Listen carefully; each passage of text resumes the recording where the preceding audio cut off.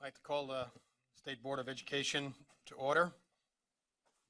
First item on our afternoon agenda is to have a program review on career and technical education from Jay Scott and guests. Thank you.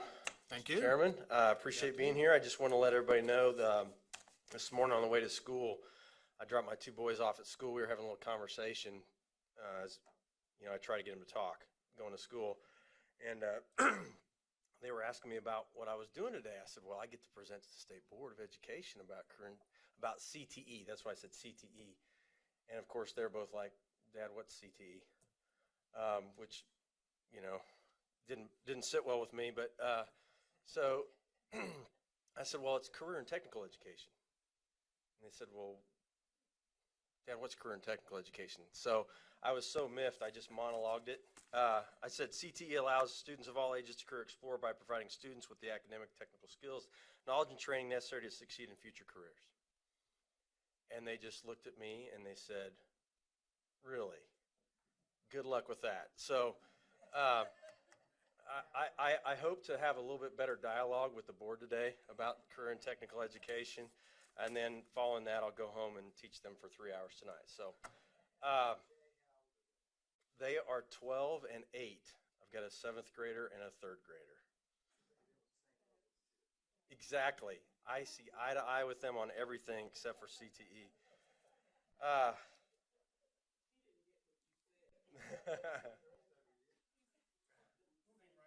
Oh, you guys. Well, no comment. Okay. I do want to thank the board for their time. I know that board time, meeting time is precious right now with all the work that the board's doing in developing a new vision. Just so you all know, we're very excited about that new vision. And we're even more excited today to be here to present to you a general update on career and technical education, the direction it's heading in Kansas, and also the results of 3 recent career cluster reviews that took place this past year, and we're so excited about it. We brought a whole group, so you'll get to meet some folks that are very important stakeholders in moving CTE forward in Kansas. So very excited about that. So I wanted to start with our purpose. KSDE CTE team, our purpose is to support and empower. Those are our 2 action verbs that we think of a lot. Support and empower schools in helping them develop quality career pathways. So this is what we live and breathe. This is what we get up every day to do, is to support and empower. So I wanted the board to be aware of that's what we focus on every day. Where does the basis for that purpose come from? It really comes from this slide that I know Dr. Watson and Brad Newenswander know very well. They've showed this slide millions of times, maybe not millions, but quite a few times to people across the state. This is a look at the job market needs in 2020 and the educational level that the jobs will require in the future. And as you can see, and this is a look at the United States, not just Kansas, but the United States, you can see that over time, from 1973 to 2020, the job market has grown increasingly higher skilled, which requires a higher educational attainment, whether it be a certificate all the way up through a credential through an advanced degree. You can see that back in 1973, there was no such category as some college, no degree. And now we have some college, no degree, and those are mainly our certificate programs. And so there's a large growth in the job market of, in fact, in Kansas, and we'll look at that, nationally by 2020, this shows that around 65% of the jobs will require at least some post-secondary. In Kansas, it's even more pronounced, 71% of the jobs, which means for Kansas that by 2020, our job market is going to be even more increasingly higher skilled, requiring, to be competitive, requiring a higher educational attainment. Now, we need to make sure that when we say some post-secondary, that means some award, post-secondary award. Could be a credential, could be anything through an advanced degree. But that's what the job market is trending towards. So with that in mind, how do we in Kansas, with our current population, about 52% of our current population has some post-secondary. But it needs to, 71% of the jobs in a few short years. So what do we do to close that gap? Well, the board has taken a huge step in helping us close that gap by defining what it means for our K-12 students to be college and career ready in those 4 areas. They need to be academically, cognitively, technical, skill prepared, employable, to the level where when they move on from high school, they don't need to be remediated. That's a huge, when we start talking about college career readiness, that's huge for the board to provide to the state. This is what it means. And now we can shoot towards that. And how are we doing that in CTE? Well, every CTE classroom every day hits those 4 areas. We're talking about rigorous academics. We're talking about cognitive problem solving preparation, problem solving skills and activities through project-based learning, an emphasis in CTE. Obviously the technical skills that are inherent in the occupations of the future, and the employability skills. It's teaching kids those skills every classroom, every day in CTE. I want to take a second as a review, as we talk through, I think it's always important to make sure we have the same terminology. This is a look at our most recently updated, what's been, and you've got a handout of this. We call it the flower chart. It's basically a visual of how we're organized in the state around career and technical education. It starts in the center with the 21st century skills that every student should have to be competitive in careers. And then it moves out to those half circles that are called career fields. So let me just use environmental and agricultural systems as a career field as an example. That blue half circle, that leads to a bunch of occupations that make up this big of a bucket that are all related somewhat in some way with technical skills to that career field. And then the headings above the bulleted pointed items, like agriculture, food, and natural resources, that's a cluster. That's a career cluster. Leads to a smaller bucket of related occupations. And then you get even more specific to the pathways, the bulleted items. And in ag, we have 8 pathways. And each of those leads to a smaller bucket of related occupations. And it really sets up nicely for K-12. Because if you look at how we do career education in Kansas, our K through 6 or K through 7 groups can focus on the career fields. Then in the middle grades, you can focus on the career clusters. And then at the high school level, you can get specific down into the pathways. It's a nice visual for that. Okay.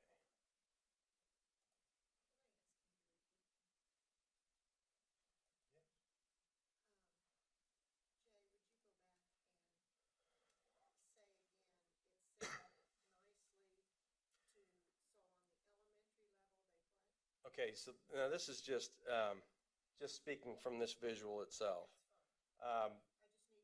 Using the career fields, those half circles, a real big bucket of occupations that are related. K6 or K7 can take the time to, maybe second grade year, they go and visit the environmental and agricultural systems occupations. They look at the career fields on a very general, broad look. It's more like career exposure. You're exposing kids to the different careers that are out there. In the middle grades, now you can get more focused to the career clusters, the 16 career clusters that we have, and look at those, and maybe the kid can take a career interest survey and they can find out that, they've got a propensity maybe for 3 or 4 different career clusters that they want to look at while they're in the middle grades. And then at the high school level, you can get more specific down into the pathways. We have 35 pathways. There's not one school in the state of Kansas that has every one of the 35 pathways, but it's very hard to name an occupation that's not related to those 35 pathways. So that's just kind of a way a school could organize itself, Sally, around fields, clusters, and pathways.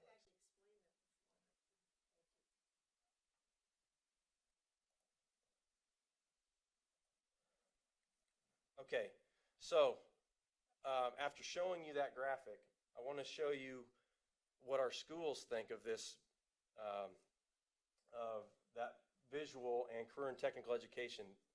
They are buying into it more and more. Schools are, now this is a look at the number of approved pathways across the state for 14-15, last school year. We had 2,469 pathways approved through our agency. And that could mean that Washburn Rural had 10, Seaman had 6, however that goes. But we total all those up, it was 2,469 pathways across all 35 pathways being represented in there somewhere. This year, we have a nice increase in the number of pathways offered across the state, including some pathways that are showing a 20-plus increase. So that's 20 different school buildings that last year didn't have that pathway. They're adding it this year. Visual arts, teacher training, which that's one that we really push in our schools. And a lot of people don't always think of it as a career and tech ed pathway, but kids who will eventually be great classroom teachers, there's a pathway for that. So it's great to see our schools jumping on that and adding that pathway. Restaurant event management, health science, engineering and applied math in the STEM cluster, and then AV communications. All of those showed a over 20-plus increase across the state. And what I really like about this number is the schools aren't getting any new money for those new pathways. Under a block grant system, they're getting virtually the same money that they got last year. So they're adding new pathways without any new money coming in. And so to me, that shows the persistence and the grit that we have in education in Kansas, doing the right thing for students. Okay, now this number bears a little bit of explaining. This is for the 13-14 school year. These are the total number of students in grades 8 through 12 in Kansas enrolled in at least one CTE course. Mr. Dennis would have this number off the top of his head, but I'm thinking we're somewhere around 32,000, 33,000 students per grade in Kansas. So that's a majority of our students across in the secondary realm, 8 through 12, taking at least one CTE course. So we've got a lot of student participation. And with more approved pathways, we're going to have more students participating. It is 2 years ago. This data was taken from our student grade record, STCO record. And so that grade, or that report is not finalized until October. So we will have our new number as of October 1 for last year. Okay, just some changes to make the board aware of some changes coming down the pike for the 16-17 school year. So not this school year, but the next. We are going to change our definitions. The top two are our student definitions that we report to the federal government to justify Perkins dollars coming into the state of Kansas. We have to report the number of participants and the number of concentrators that we have in K-12 by pathway. So in the past, a participant has been a student who's earned 1 credit of CTE, and a concentrator has been a student that's earned 3 credits. We want to change that to reflect what's really happening at the school level. Most students who take the intro course into a pathway, it's a semester course. So we feel it's more appropriate to identify students as participants as those who've earned half a credit or have completed a semester course.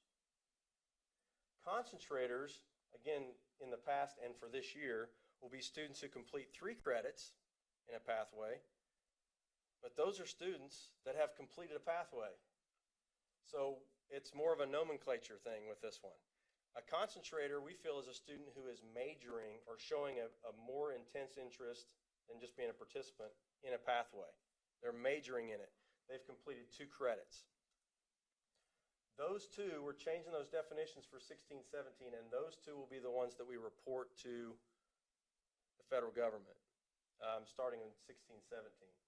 We still think it's important to complete a pathway. And so we're going to create a new state category called a completer. They completed the pathway. We call them a completer. Shocker. And it's a student that's completed 3 credits of a pathway, and they have a passing score on a state-approved technical skill assessment. I'll talk more about those in just a second. We also want to add in another student category called a CTE Scholar Program. Don't get this mixed up. The president came out with a presidential CTE Scholar Program. This will be a state-level program that will recognize students for achievement, high achievement in CTE. We're trying to think of it as the Kansas Honors Program. It would be just similar like that, only it would be related specifically to CTE. So we're very excited about that. We're going to be developing that program this year. Okay, here are areas that we feel are most important to focus on to keep CTE improving in the state. Number 1 is helping schools identify and develop a K through 12 comprehensive career education system. If we're not careful, when we talk about CTE, the K-7 side of the house may think, where do we fit in here? It's very important because, and I've asked this of other groups, and I've been out on business tours and asked this question, do elementary teachers teach kids how to be employable? Absolutely they do. And so we need to help schools identify a K through 12 comprehensive career education system. We need valid technical skill assessments for every pathway. Some of our pathways, we have good credentials, aligned like a health science pathway. We have the CNA, okay? But not all of our pathways have valid, what we would consider valid assessments of the technical skills for that pathway. We're in search of those. Through the Career Pathways Assessment System, we're building tests for pathways that do not have natural industry-recognized credentials. And then lastly, we need to be continually be responsive to the evolving landscape of the job market. And how we do that is we continue our close relationship with a group that's very important to us called the KACCTE, the Kansas Advisory Committee for Career and Technical Education. And with that, I'm going to turn it over to our chair of that committee. His name is Clovis Bayless. He works for the, got to get this one right, Associated General Contractors for Kansas. And again, he is the chair for KACCTE, and he's going to have a few remarks for the board. Good afternoon. I want to thank you for your time. I know you have lots to do, and this is only a small part of it. So thank you for taking your time and let me speak with you. Again, my name is Clovis Bayless. I work for the Associated General Contractors of Kansas. What we are, in essence, is an association, more or less the Chamber of Commerce for the construction industry. I am the Director of Safety and Workforce Development. So for me, safety and workforce development, it's been a kind of a teeter-totter up until probably the last 5 years.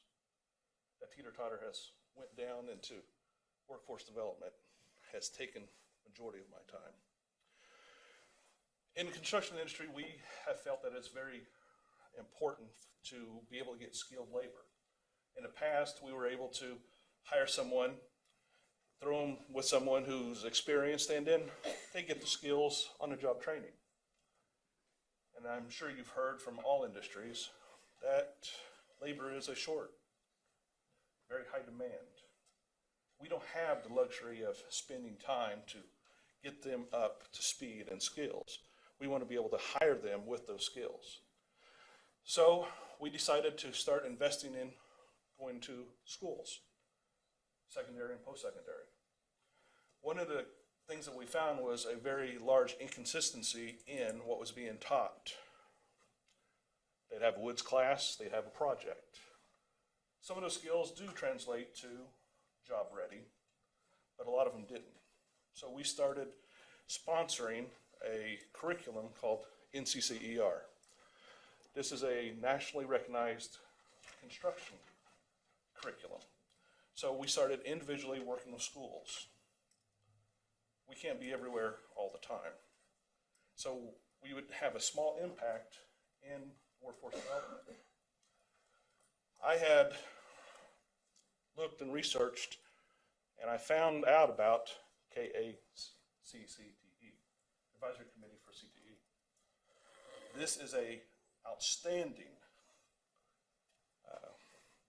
tool for us to be able to reach across all of the schools and align it with post-secondary as well as secondary. But for us, the great thing would be help instill those skills and invest and help develop so that industry is recognized also. The advisory committee does a great thing. It gives industries a voice, a unified voice to help develop recommendations with the CTE department. Jay's department helps us tremendously. We have 16 different clusters. We have an industry representative for each one of those clusters. So we get together and we start looking at what CTE is putting out, the different pathways, and help with that and have a voice to say what is relevant, what is important, and it reflects the students' needs whenever they step onto the job site. So one of the things that for us is, as business leaders, we have felt in the past that we did not have a voice with the Board of Education. We tried. When we were trying to put our curriculum into different schools, secondary, post-secondary wouldn't even talk to one another. Through you and your commitment and some of your incentives, you've helped us meet some of those requirements. Of course, for us, SB 155 has been a tremendous help because you've helped us identify of things that we needed. And with your voice, secondary is now able to talk with post-secondary. Before, I would sit in a classroom with post-secondary representative and secondary. Secondary says, hey, we're working with you. Wonderful. Post-secondary says, yes, but you have to meet here. Now we actually have schools talking to one another and taking our input also. We help with the pathways. That was one of the clusters reviews, each of those pathways. We were able to have a voice into it. With Jay Scott and his department, we sit down in a room with secondary, post-secondary, and industry and say, what are the essential functions and skills those students need? Before, we wouldn't have that voice. It was just secondary and post-secondary. This is essential for us because when they step out and job ready, what does that mean? What does that look like? Now we actually get to help say what it is. To me, that is invaluable. We're making an impact. We are having students actually graduating from high school and actually walk on a job and have some skills. One of the things that was surprising for me, in the construction industry, what do you think the number one skill that when I talk to a company that they want to see new hires have? Show up. Be on time. Be ready to work. I said, okay, I get that. But what technical skills? How to read a tape measure. How to read a tape measure. How to do fractions. I said, I know that they learn that. Well, yeah, they do learn fractions. Yes, They learn how to read a tape measure, but it's very inconsistent. So this is an excellent tool for us to help. One of the things that we have a collective voice now. Our committee is full of 16 industry and business representatives that have a passion for our industries. You take 16 people of passion, put them in a room, and then give them an hour to make changes and have ideas. Yeah, it gets very interesting. But at the end, we all have the same purpose. Make sure that our students are prepared.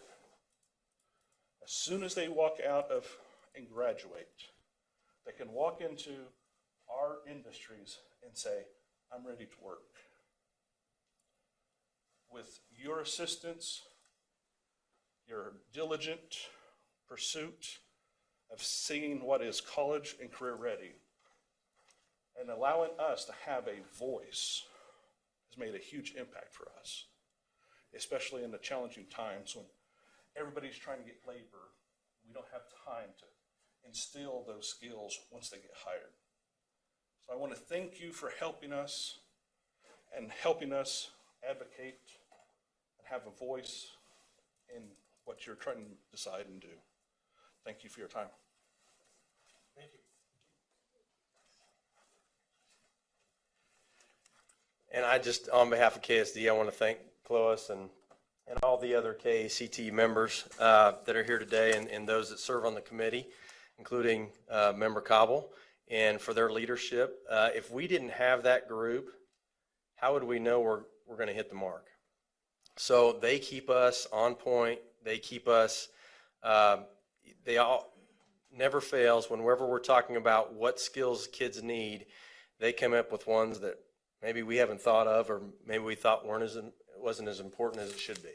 So it's really important as we move forward in CTE to keep that group together. So I appreciate Chloe's leadership with that group. At this time, the first of 3 cluster review presentations will be made. Basically, every year we review at least 3, usually 4, of our 16 career clusters to make sure they're relevant, rigorous, reflective of the workplace. So as you have science standards and math standards, maybe every 5 years they get reviewed. We're constantly reviewing clusters every year. And so it takes a lot of people, it takes a lot of effort. And so what you're going to hear is the results of the marketing pathway or marketing cluster review, human services, and then manufacturing.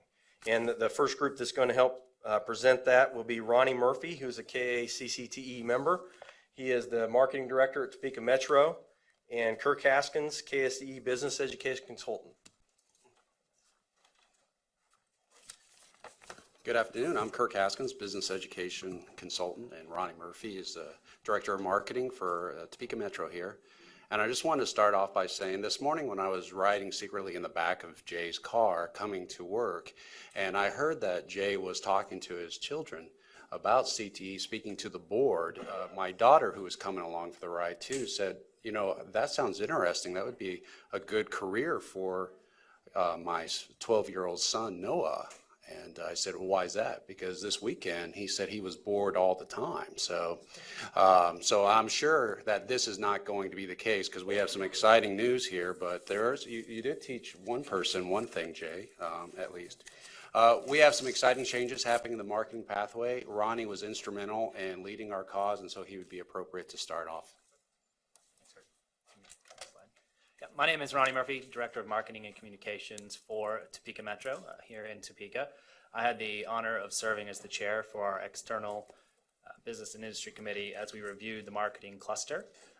Up on the board you can see just kind of the landscape of our external committee, and so Kirk and I together convened a group of 9 members from business and industry.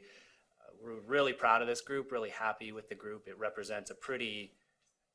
really represents the breadth of the industry. So we have major financial industry all the way up to not-for-profits. We have in Sprout Communications, we have a one-man shop. We have an entrepreneur just making a start in the marketing industry. It's all all professions are represented. We have directors of marketing and communication. We have event planners. There were graphic designers. There were account executives. And so we were really pleased with our members of the external committee. We had a really good time in the room.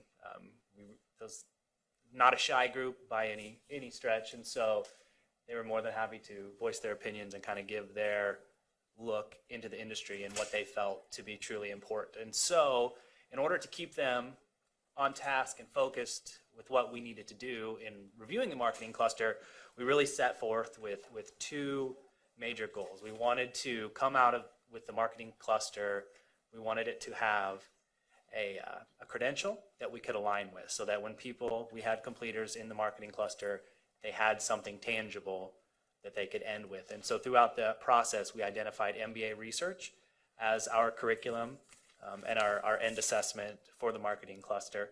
Our second goal that we had coming out of the committee is we recognized the growth and popularity of the marketing cluster, and that there are plenty of districts using it. And so we didn't want to inhibit those that were already using it, and we sure didn't want to prohibit anybody that may be interested in adding it. So one of the things we didn't want to do was tack on a great deal of new requirements or things that may prevent somebody from being able to come into the market. But at the same time, we still wanted to keep it relevant in recognizing that marketing and this industry changes quite rapidly.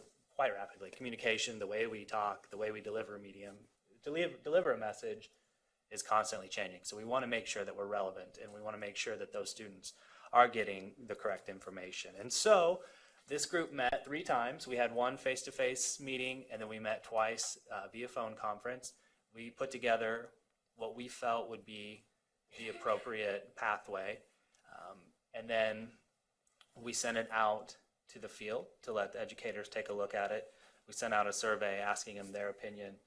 Some of the feedback that we got, or we didn't feel like we got as much feedback as we had hoped for, so we then convened an educators focus group. And so on the bottom half of this panel, you'll see we put together 8 educators from across the state. They came in, did a focus group, basically went through the same process that business and industry did. We looked at the pathway, we looked at all the individual aspects, we looked at what business and industry thought compared to what was already happening, and then they created their own version of the pathway. And then once again, the external committee met, and we created a cohesive piece that we came out with at the end. And so we're really pleased. I think Kirk would echo that. We're very happy with the way things came out, and I might turn it over to him to let him kind of discuss what you can expect out of marketing cluster. Thanks, Ryan. Okay, so overall, we had, there's roughly about 109 high schools in the state of Kansas offering the marketing pathway. And over the last 3 years, that's been a significant increase, about a 21% increase. It's the fastest growing pathway design that we've had since the introduction of the business entrepreneurship. And so when we looked at this, we looked at something really good is happening with it. So we didn't want to tweak it too much, as Ronnie stated, but there was an opportunity to tighten it up a little bit, making it a little bit more relevant. And what Ronnie didn't bring up is what I'm proud about the business and industry group specifically, and we can all attest to it, is the number one skill that they always mention is something that more of a soft skill. And this group really challenged themselves to focus on the technical skills and the technical aspects of it. What does it really need to be successful in marketing in Kansas, both straight out of high school as well as if they go on into college? So with that, we pulled everything out, and for those that don't know, there's an intro level, a technical level, and an application level. The intro level is usually the freshman, maybe 8th grade to freshman. Then the technical is what they do their sophomore, junior, and then the senior is their junior, senior years. And so at the intro level, the one required course is an introduction, a general introduction to business, business essentials. That hasn't changed. That's the same expectation from the previous design. We adopted the MBA Research and Curricula Center's standards. It's a nonprofit organization in Ohio.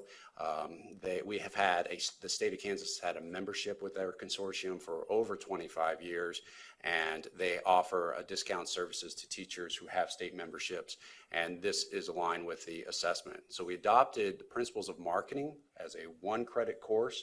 We were already offering a 1-credit course in marketing already. We just adopted their curriculum and their outcome. And then at the application, we adopted 1-credit marketing application course, again, aligned with MBA research. So from a credit standpoint, from a resource standpoint, we really didn't offer anything new. So it's the same amount of credits being offered in the pathway design. One major exception, which is unique about the marketing pathway, is there's a lot of optional supportive courses. And what I like about supportive courses, both at the technical and application level, is school districts can add on to what's already being required. And as a local option state, we give them the autonomy to decide what else would enhance. In some cases, they might add entrepreneurship. In some cases, they might add accounting. Actually, the #1 course, in addition to the required classes for marketing pathways, was accounting. The accounting course was the #1, which as a language of business, you would see the synergy to it, but you wouldn't think specifically it would find a home in marketing. In Kansas, it does. Accounting is a very popular subject in the state over all the pathways. There's 7 supportive courses at the application levels. The one that I'm excited about is the marketing workplace experience. It was critical for the business and industry to recommend that they actually get real world experience, and we have expectations for students to take advantage of that, and it's in time it will grow and be very popular. We have identified the assessment of MBA research. They have 2 to 4 credit standard and honors type assessments. We adopted the 2-credit standard marketing for their assessment that aligns directly with the principles of marketing and marketing application course. We also identified the industry certification of the ASK certificate through MBA research. What makes it also unique this time around, as Jay alluded to, the new designs for the participants and concentrators, as well as we had the opportunity to define what would be a marketing pathway completer.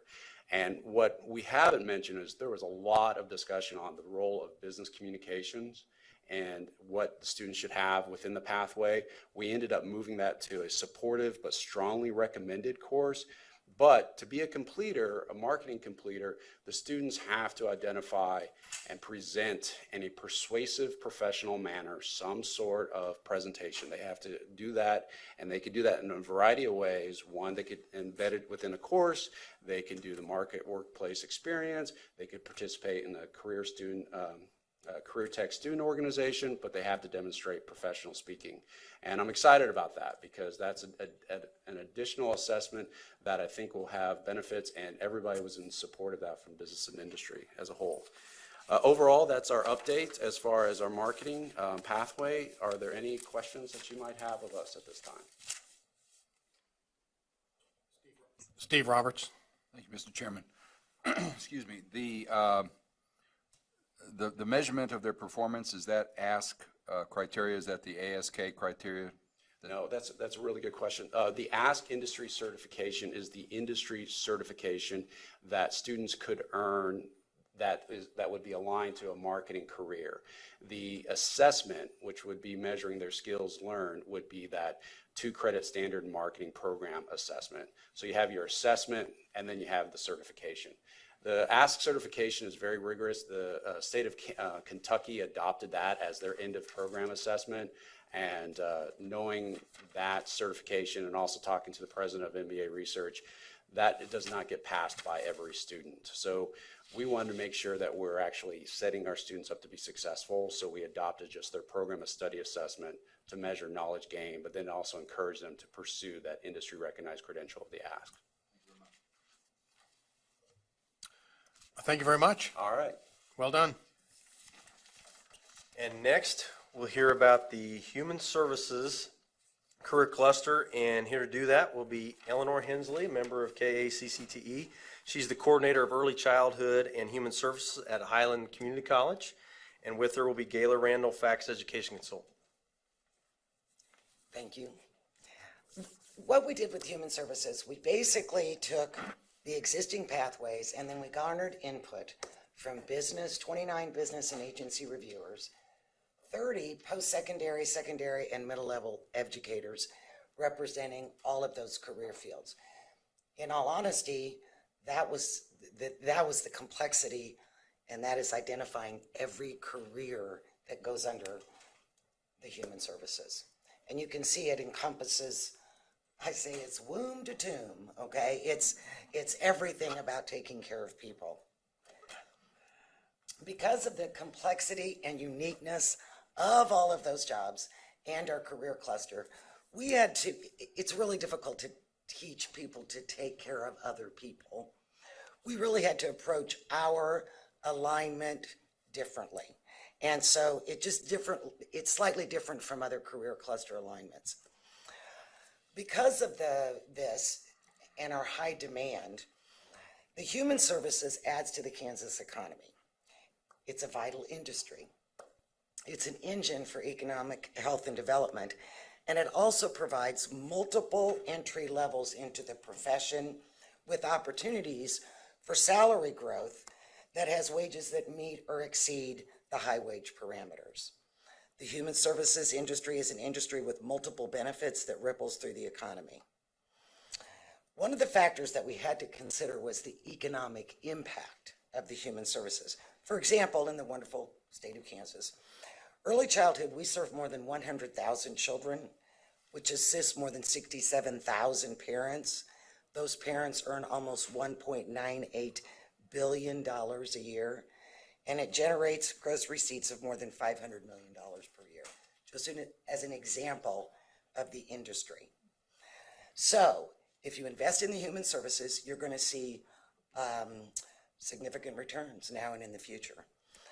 We really identified two pathways: early childhood development and services, and family, community, and consumer services. These address both prevention and intervention components of our fields. Both pathways were aligned and developed meeting industry needs. For example, the early childhood competencies, we crosswalked those with KDHE licensing standards, Kansas Department of Health and Environment licensing standards for early childhood, the Kansas Early Learning Standards, that's Gail Stuber's work here, the Kansas-Missouri Core Competency Document, which is a bi-state document, and also Head Start Performance Standards. With the FCCS career pathway, it aligns with mental health, social work, and social emotional character development competencies. And what we have industry credentials that are embedded into those competencies. And some examples of that would be first aid, CPR, mental health first aid, Safe Serve, Serve Safe, which is food handling and preparation. For the early childhood, there's the National Child Development Associate or CDA credential. There are several other family and consumer science credentials that align as well, and we continue to explore. That is one of the ongoing dialogues, and that is industry credentials, industry recognized credentials. Thank you again for your time, and I want to thank Eleanor for coming today. She actually is a professional development reviewer for the Child Development Associates through Highland Community College, so she knows that credentialing very well as at the same time as all the other work that she does in human services. So we'd entertain any questions that you might have about this pathway and the pathways in the cluster. Questions, comments? I think you're getting off pretty easy. Did a great job. Okay. Well done. Thank you. Thank you. Thank you very much. Last one, I know we're trying to stay on time here. The manufacturing cluster revision, I'd like to introduce Mac Barnett of SECO Incorporated. He's from Wichita. He's a KACCTE member, but he was unable to make it today. I'd also like to introduce Peggy Torrens, Manufacturing Educational Program Consultant. She could not be here today, so you're stuck with a poor substitute. This is a look at the Manufacturing Cluster Revision Committee. You can see a nice cross-section of committee members from all across the state, representing business and industry, post-secondary, and secondary. All of those areas that we are so conscious of making sure we tap into. And so I really appreciate these committee members meeting on their own time. A great example of volunteerism at its best on behalf of the students in Kansas. So just some highlights of the changes made to the manufacturing cluster. Previously to the revision, they had two pathways. They had a production pathway and they had a maintenance pathway. Please don't ask me what those led to, but they had two pathways, and what they did was they took those and combined them into one pathway and made two strands. One strand production, one strand maintenance. Mainly, I think, because a lot of the manufacturing pathways across the state were very correlated between those two areas, and they wanted to make it easier for schools to do that. A couple of highlights: they created a new course called Advanced Materials Tech at the application level, which requires work-based learning as part of that course, a capstone course of a pathway. It aligns more seamlessly, apparently, with our post-secondary programs across the state, so they added that course in. In the maintenance strand, they moved courses around to encourage schools to offer a skilled mechanics crafts at the technical level, the midpoint of a pathway, prior to the more specific application courses in single area craft courses like plumbing and HVAC or electrical. So they added those. And then the last thing that was with the strands is once schools have got 3 credits for a strand, then they can offer those other courses and the other strands to complement and strengthen the pathway. So, and I would stand for any questions on the manufacturing cluster review. All right. Does anybody have any questions about anything else, KACCTE, or any of the general updates, the general direction of CTE? We have Ken Willard. Thank you, Mr. Chairman. Thank you, Jay, for this presentation. I just had a question that well, we've talked about in the past, but is it the fact that through these CTE experiences, students can also get, in that context, credit for their core courses, reading and math? Okay. It can be, and they make that decision at the local level. So if you, most cases, if you're talking about a dual credit course, where they're taking the course through a community college or technical college, or 4-year university, the student will get credit for the college credit, but they'll also get credit at the high school level. In a lot of cases, it's elective credit. But schools are free to offer whatever credit they value that course at in whatever area. So they could, engineering and applied math pathway, I'm just thinking of that. If it's an engineering course at the high school, at the college level, and they're getting high school math credit for it, that's completely possible for local school districts to make that determination.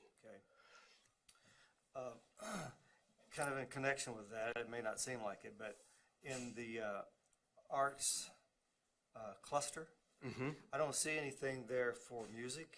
Where does it fit? Great question.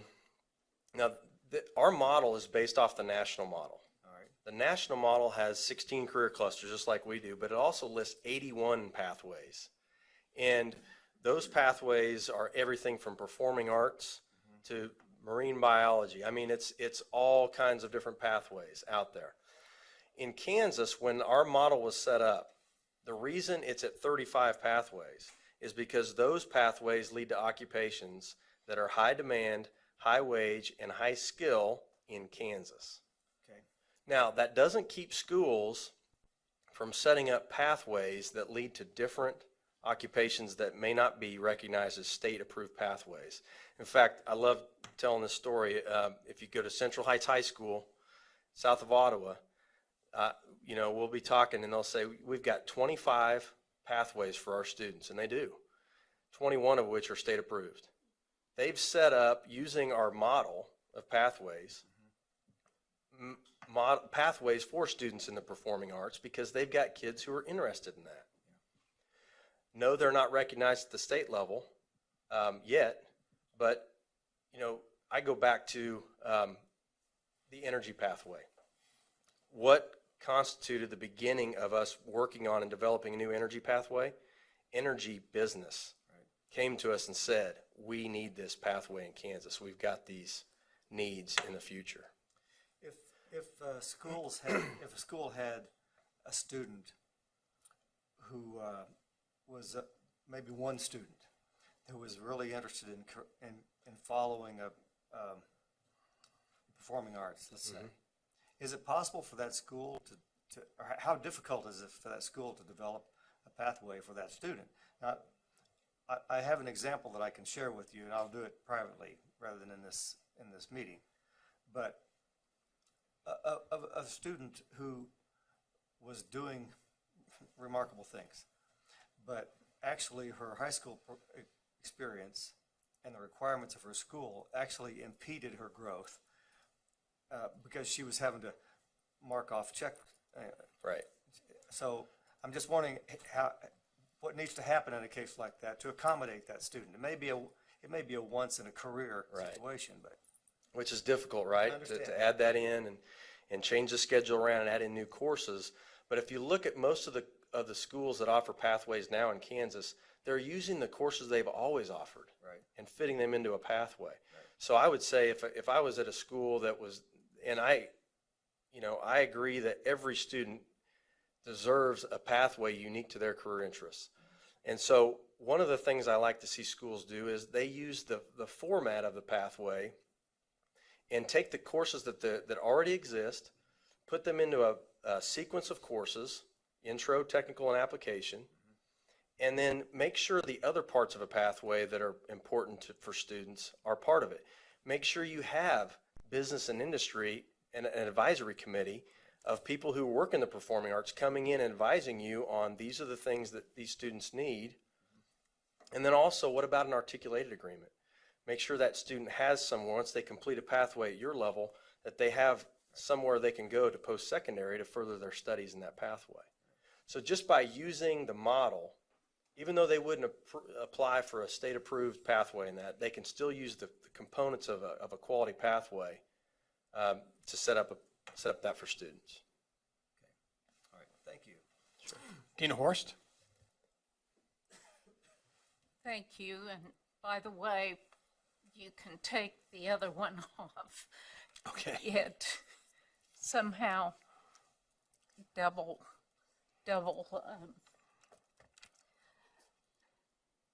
my name.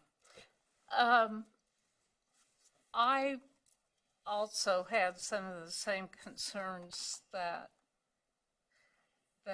Ken was referencing, but you've addressed that. I wonder about the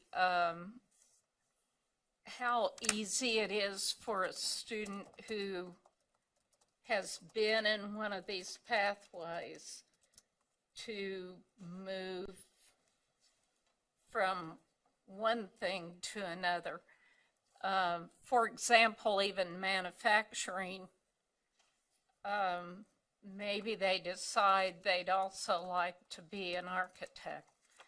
So how easy is it for them to transfer that certification that they have to apply it to another component? Great question. First of all, it would shock me that any high school student would change their mind. But secondly, When if it's college from, kids do, right, I think, I'm one of those. it's a guarantee. In your example, manufacturing to architecture, if you look at the pathway design sheets that list the courses, there's a lot of overlap in the courses. Some of the same courses in both pathways exist in both pathways. So a lot of times students might get to that mid-level and they're still unsure of, the school is still unsure as to which pathway they're actually a part of because there's so much overlap between the courses. So it's not difficult at all for students to say, you know what, I feel like I'd like to go in a different direction. Now, the other thing is that I think we all want students to complete something, but we all need to embrace the fact that it's not as important for students to complete a pathway in high school as it is to try on a lot of different pathways so they can make a more informed decision when they graduate. We're about career exploration, not about career selection. If a student does find a pathway that they love and they follow it through and they complete it and they get a certificate in that, that's great. But there's going to be many more students that try different pathways as they go through and don't end up in it. But that's a good thing because they've learned what they, in essence, what they don't want to do. But it's not hard. Depending on the structure and the schedule of the school, to me, I don't think it's difficult at all for students to move from one pathway to the other. What I was thinking was perhaps they have a certification in that area. How easy is it for them to transfer the things from that certification to another arena that is somewhat related? Is that I think that somewhat the same answer, or So yeah, I is it more misunderstood your question. difficult? If a student earns a certification at the high school level, that means they're at the end of a pathway. They would have, let's say they took the health science pathway, they would not complete maybe a CNA certification until they're at the end of that pathway. Right. Now CNA, you can transfer that's specific to a job, but the skills that CNAs prove their proficiency in relate to a lot of other health science jobs. It's kind of a gatekeeper into a lot of different health science occupations. But in other certifications, it's very specific to a job and it may not transfer to other areas. Okay. So it's really kind of comes down to the certification. So students really need to know that kind of upfront. Yeah, I would say that if students are going to follow a pathway, complete a pathway, the fact that at the end of that pathway there's a certification or a valid third-party assessment that they would take, if they complete the pathway and take that, that's going to happen towards the end of high school. Right. Yeah. Okay, thank you. Carolyn Campbell? Thank you. I really have appreciated this entire presentation, and I got very excited about the education and training pathway. Do you know how much interest we've had in that? When will you get a report that you can So share? if you're looking at the number of pathways, 3 years ago, that pathway for the education and training, which is largely made up of students that are going to become teachers, we have 311 high school buildings in the state of Kansas. We had 65 that were offering that pathway. Now I think we're in the 120s, 115. So we've hit a market increase in the number of pathways in that area. And I really think it's more about educating schools on what the courses are in that pathway. Most of the schools out there already offer at least, if not all 3 of the courses. They at least offer 2.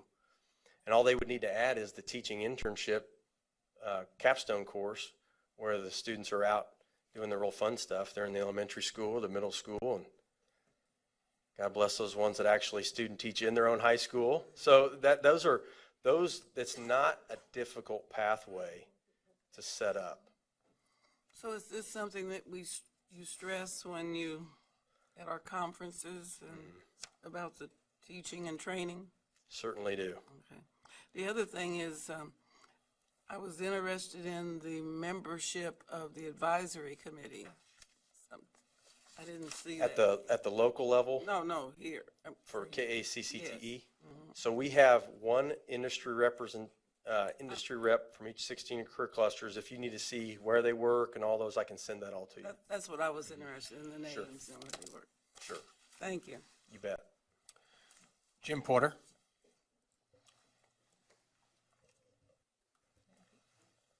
Thank you. I just want to make an observation, and this relates to the pathway growth, 2469 to 2714. do you still have to apply for new pathways in November? Yes, it opens in November and it And closes so- in March. And so likely, a lot of these people didn't know they weren't going to be paid for it. Well, that's a really good question. I'm not really sure when the whole block grant funding thing came out. I know that it was talked about quite a bit in the spring. Most of our, and I was one of these, so I can talk about them, but most of the people that make applications for pathways, we get them in March. Oh, really? Even though we open it November. I didn't know you had that option, or I would have done something different. It's too late now. The window is November to March, and we get a glut of them Okay. towards the end. My observation is I think this is certainly the way to go, and I'm very pleased with this. I'd be interested in seeing what it is next year, and would guess that it'll still go up. Would hope so. I thought the deadline was for new ones was November the 15th. Sally Cobble. Thank you. Jay, I don't know if this question is for you or whether it's for our commissioner. So, under the CTE Scholar, it was one of your first 3 slides or something that you're hoping to add. Yes. Okay. Is the idea for that to become maybe where we show the soft skills? Randy, is that the CTE Scholars, on our, when we get together and we talk about the academic and then the soft skills, would this be something that the students would get to say they've accomplished the soft skills? And Jay, jump in. I envision this to be, you have your Kansas honors students that are the top of the class. These would be the CTE scholars that are at the top of their pathways and at their class. Exactly. So it would be a combination, Sally, I think, of the certification and the soft skills of that student leading to that area. We've identified 5 areas: academics, technical skills. I'm going to forget one of them. I know it. Leadership, community service. So students that are involved in their school, they're involved in the community. Adding that in, so it would be on top of the already, being a completer. A student that completes a pathway earns a certification. We would hope they would all have those soft skills if they complete. These are students that go above and beyond what's expected. Okay. One more question, Mr. Chairman. I'm really into the importance of this KACCTE board. I know they help us with the career pathways and great importance in that. But I also think that maybe we are underutilizing them as a board. Because anytime we would want to see what business and industry has to say about something, we could send that to this board. And so, especially as we move into our college and career ready definition and our new vision, I'd just like for us to keep in the back of our mind that we really do have an advisory board made up of business and industry that we could run by them if we, want to have it. I think they should be as important to us as our special ed committee is, SEAC. Anything we want to see that business and industry, what would they think about that? We could run it by this committee. And they're an awesome group of people, very knowledgeable. You don't ask that type of individual to come give up their day at work without having something for them to do when you're there. And so I think it's a great idea to expand their purpose and support for us and for the state. I know. I think they'd be happy to give us advice. Yeah, and I know we have something on October 27th, I think, that we think is pretty important, that I would really like a special invitation to that board to be there. we have made that invitation, but if we need to make it more special, we will. That's all I have. Thank you. Jay, thank you very much for the 4 career cluster reviews. It's informative to us and to know what's happening and see the good things that are happening in career and tech ed across the state. I will get with Barnett and find out where he was and what was up with that. You know, we'll have to dock his pay or something. I'm not sure what to do there. And yes, Sally is correct. We need to utilize an exceptional resource that we have that probably we haven't used as well as we could. So yes, we need to do that. That's a great idea. Oh. Sally has another great idea. No, it wasn't a great idea. It's just a comment. And the rest of the board members may not agree with this, but as I go out and I visit in the schools or visit with people, the schools seem to understand career and technical ed, and the clusters. Where I find the lack of knowledge is with the local school board. And have you done any work with KSDE on helping educate the local boards about college and career ready? We have not. Okay. We might think about that as we move forward. We have encouraged, because every approved program, every approved pathway in the state of Kansas, all 2,700 some this year, they have an advisory committee group, just like our statewide, that are business industry working in those related fields to that pathway. And we've encouraged those local boards to interact and be responsive, just like you're feeling about the state board with KACCTE, to have that local relationship set up as well. But KSB is a great idea. I'd like to extend a thank you also to your representatives from the different cluster areas who did come and take time from their day to share with us the vision and the things that are happening in career and tech ed. So thank you very much. Thank you very much. Okay.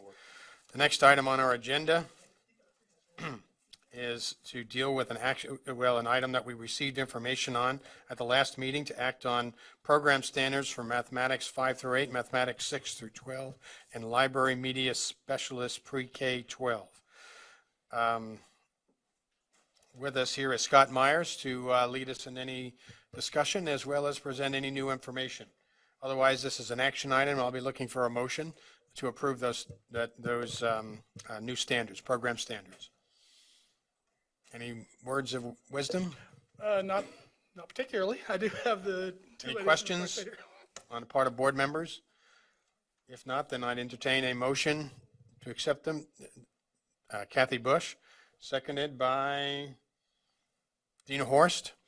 And it's moved that the Kansas State Board of Education approve the revised educator preparation program standards for mathematics 5 through 8, mathematics 6 through 12, and library media specialist pre-K through 12.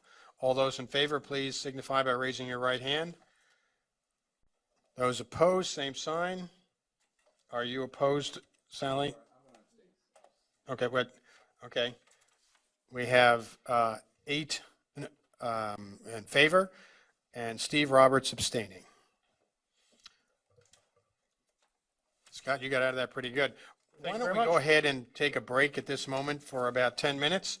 We'll be back in session at be 2:50. Okay, thank you. Can reconvene.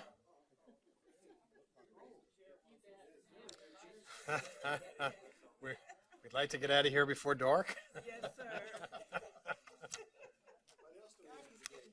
I know. I know.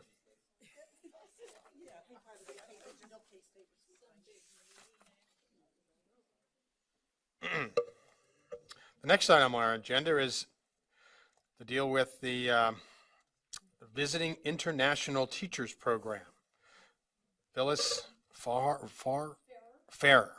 Hey, Phyllis, welcome, and you're on. Thank you. Good afternoon. This is a year in a review report to update you about the Visiting International Teacher Program. And I will be joined a little bit later at the end of my report. After I give you an overview of the program, I've invited Carla Nolan, the HR director from 501, and Marbaria Villena, who's one of the visiting teachers, to speak about the program from their perspective. So to start off with, just some general information about the program. Even though I'm giving you a synopsis of last year, I'd like for you to have a little background for the program. There are two of us here at KSDE who coordinate the Visiting International Teachers Program, myself and Susan Helbert, who's Assistant Director in Teacher Licensure.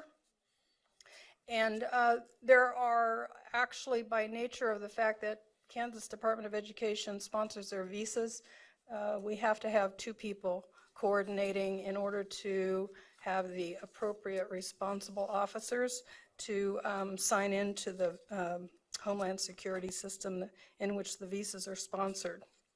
The purpose of our program is to provide Kansas students the opportunity to learn from other cultures and specifically to learn languages from native speakers, and to provide Kansas schools the opportunity to find quality teachers, alleviate teacher shortages, and improve the international education in Kansas. The program started in shortly after a memorandum of understanding was signed with the Ministry of Education with Spain. It was signed in September of 2001 and started a year or two after with the formal teacher exchange part of the program. That memorandum of understanding with Spain was renewed in 2005. And then in 2006, a second MOU was drawn up with the Ministry of Education in China, and the Ministry of Education in China is commonly known as Hanban. So I will probably be using that term out of habit. These are the only two programs, or the only two memoranda of understanding between KSDE and another educational ministry, so only teachers from those two countries are brought in under our auspices. In order to be in the program, teachers must be proficient in English. They must have at least a bachelor's, although many of them have master's degrees. They must be an experienced teacher, minimum of 2 or 3 years, and we're finding right now that our candidates have more than that.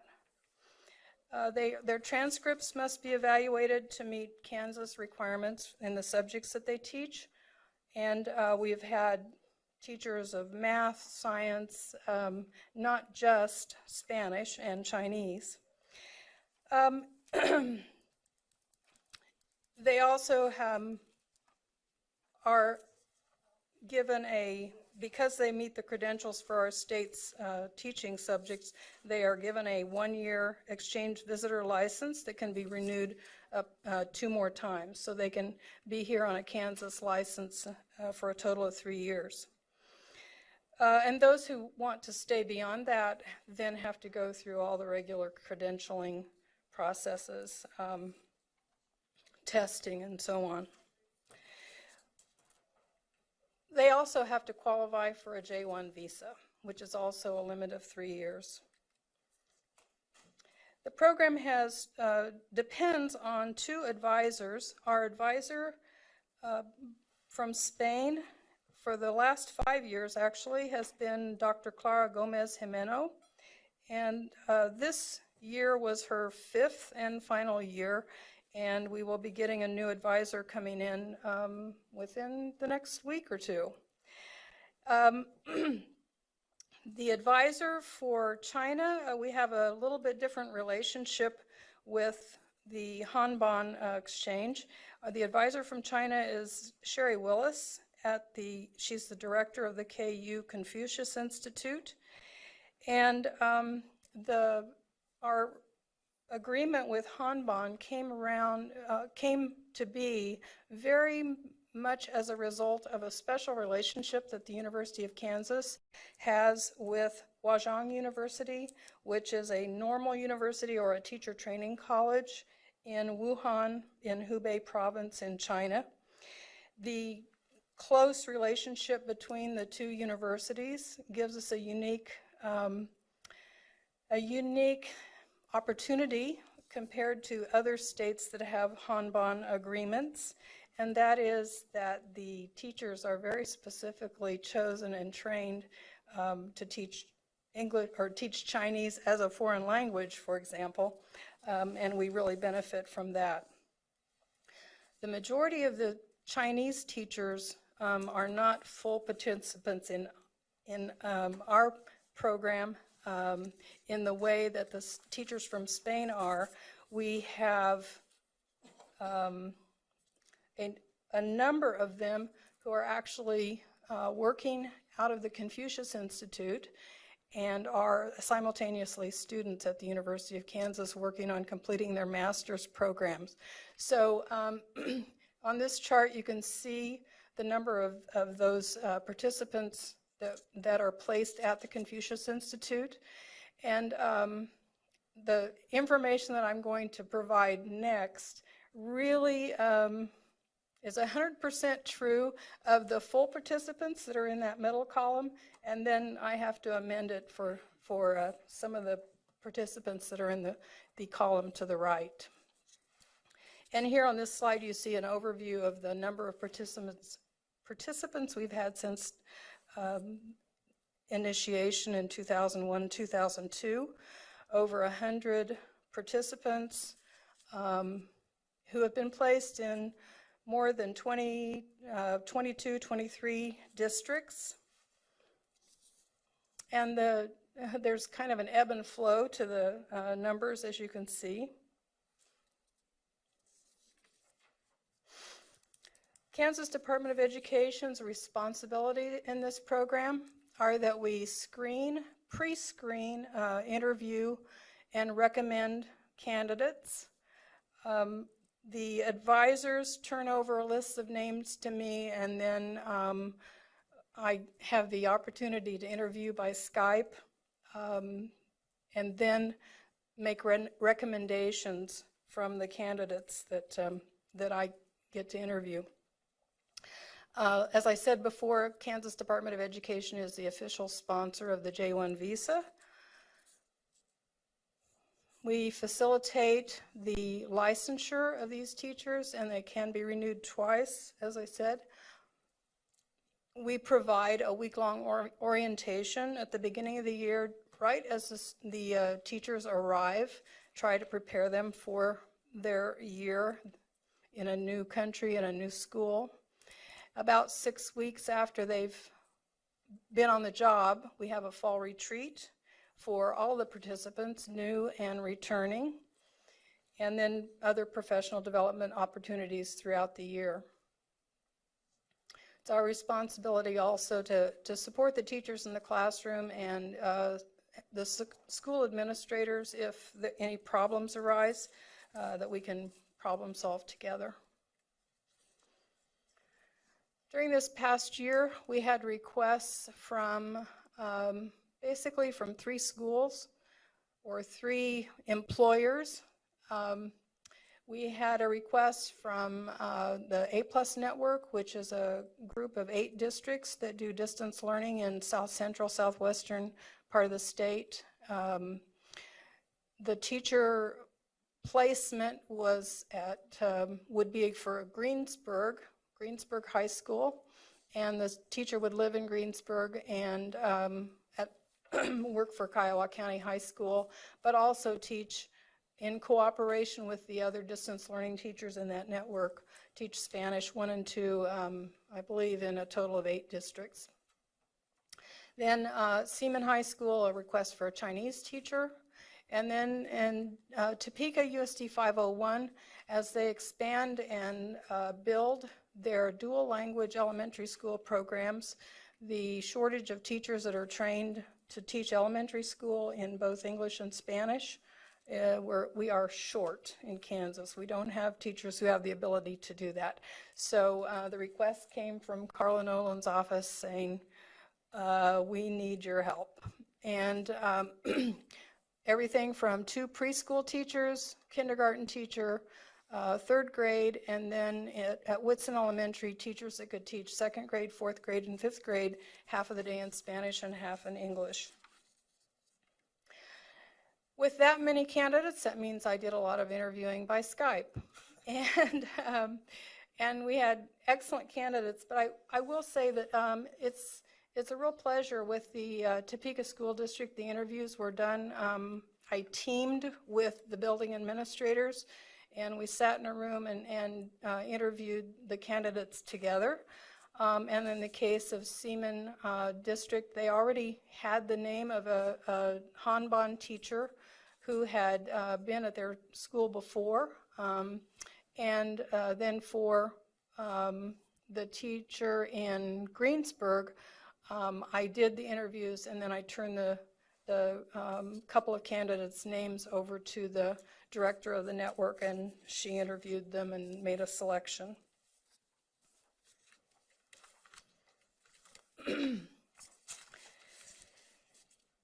After the selections are made by the districts,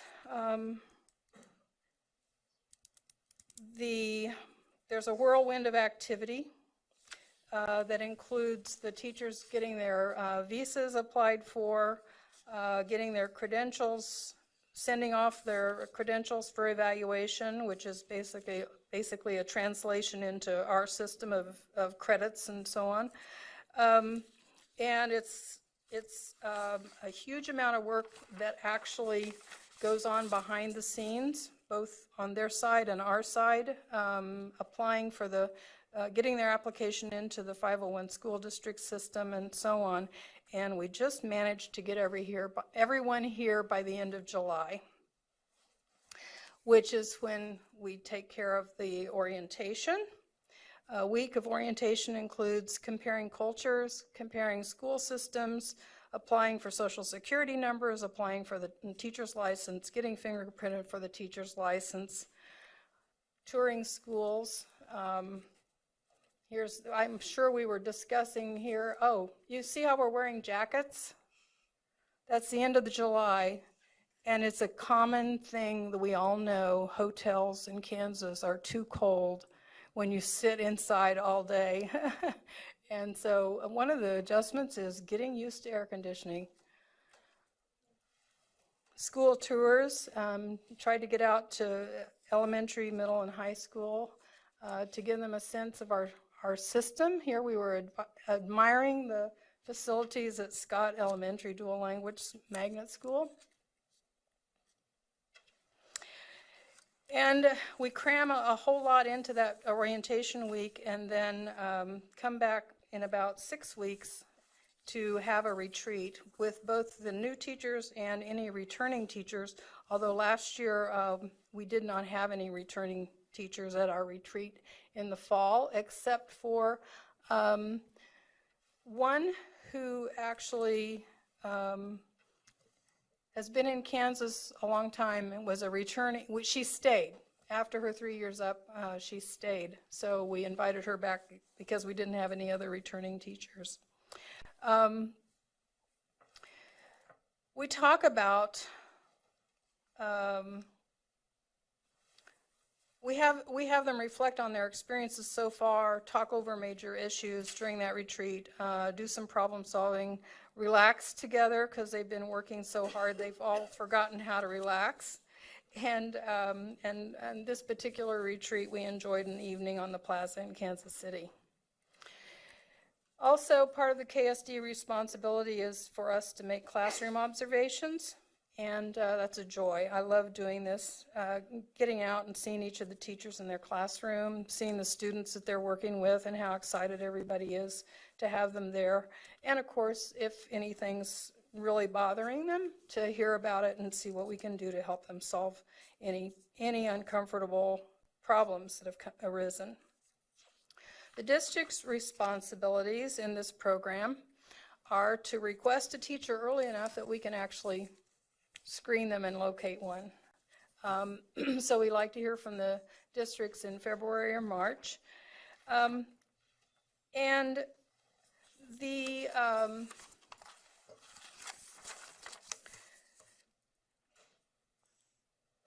districts also pick a school mentor. In the case of the dual language schools, it's pretty simple because they pick someone who is either their partner, if they're in the dual language program that has a person who teaches the Spanish half of the day partnered with a person who teaches the English half of the day. They have natural partners there that they can discuss all the on-the-job questions, questions that arise over and over again, whether it's from the computerized student data system to how do you get someone help clean up a mess in the classroom. All of those kinds of things. We ask every district to have school mentors for these teachers, and then we also ask them to identify a community mentor because they have a huge challenge as they come in right before school starts to set up housekeeping and everything that goes with it, all the way from having a car, having a mailbox, having a bank account, and the community mentors are just really invaluable.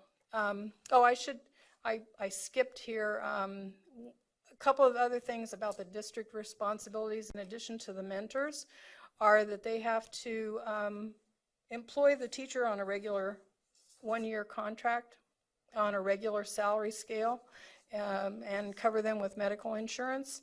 And then they pay a fee to KSDE, a $2,000 fee that covers the 3 years that this teacher is eligible to be in the district, to be in the program, and the costs that we incur with the retreats and orientations and so on.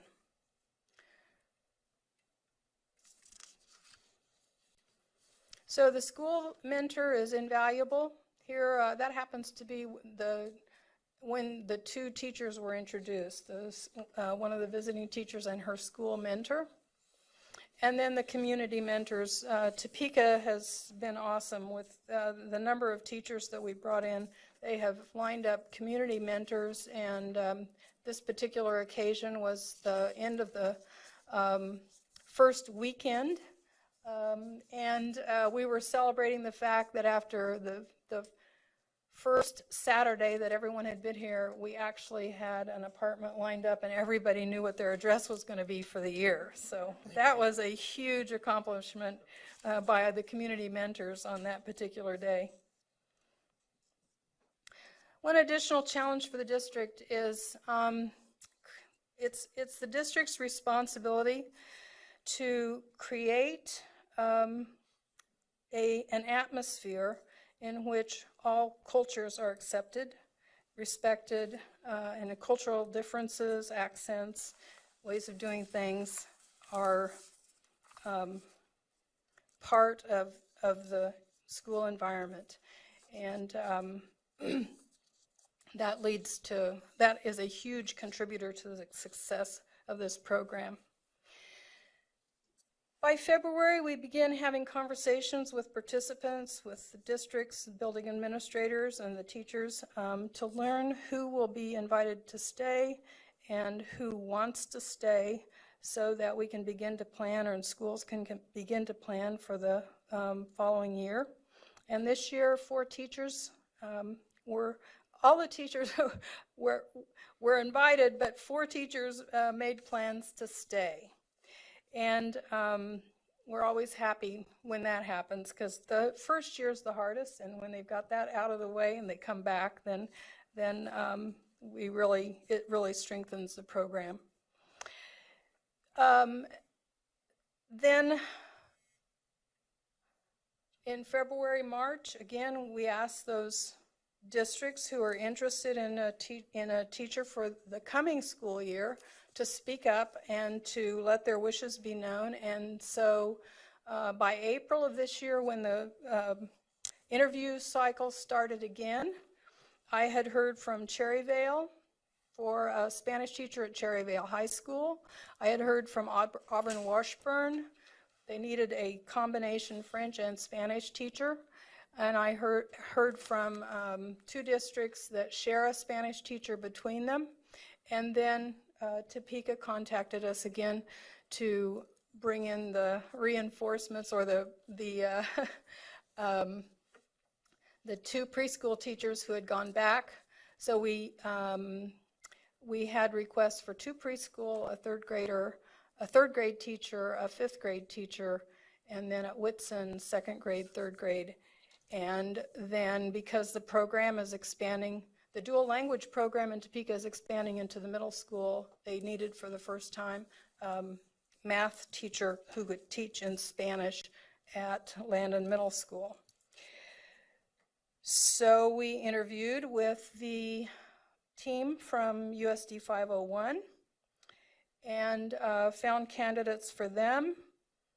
I interviewed solo for the 3 other districts and then made recommendations to their administrators, who followed up with their interviews, selected their teachers for this year, and we had then in June the scramble to get everything done again, and the cycle starts all over again.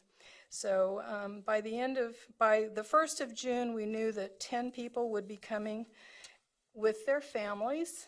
In this instance, some children and spouses. So I believe we're close to sponsoring something like 28 visas for this year, with everybody involved in the program. So with that, that's the overview of the official side of the program.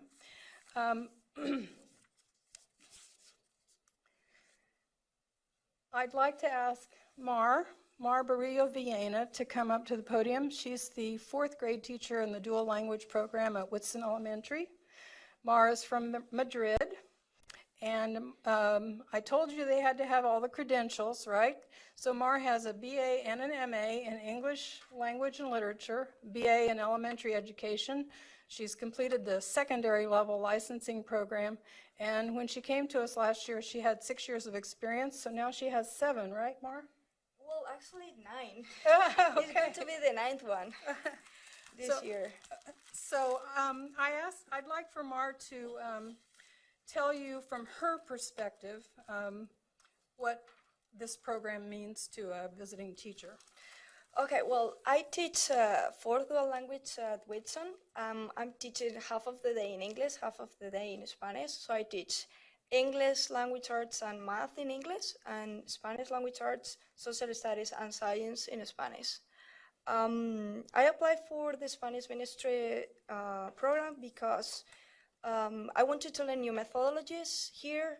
I wanted to improve the ones that I already knew in Spain, and the critical thinking that I heard here is really good at school. So, and also because I wanted to teach kids here, American kids, and kids that come from other countries too. So I have in Spain some experience with those kids too, because we have lots of people that come from different countries, so it's the same as here. So I wanted to learn all of that. And I accepted the job in Topeka because of the dual language program, which in Spain I worked in a bilingual school. So I wanted to, I thought that it was a really good chance to do also dual language here, to see how it was in Spain, how it's here, and learn more, and teach more to my kids. And at the beginning it was really hard when we came in, and the first 2 months I remember it was exhausting. Like all the data, all the new things that we had to learn, acronyms, there were lots of things that I didn't know what was the meaning, like PBIS or OGEI. But I had the help of my mentors and colleagues, principals. They were fantastic. So anytime I had any problem, they were there for me. So they made my experience much easier. So that's why I'm here. Also, one of the things that I really learned, and I wish in Spain was the same, like the way reading is here. Like you see every kid with a book in their hands at school.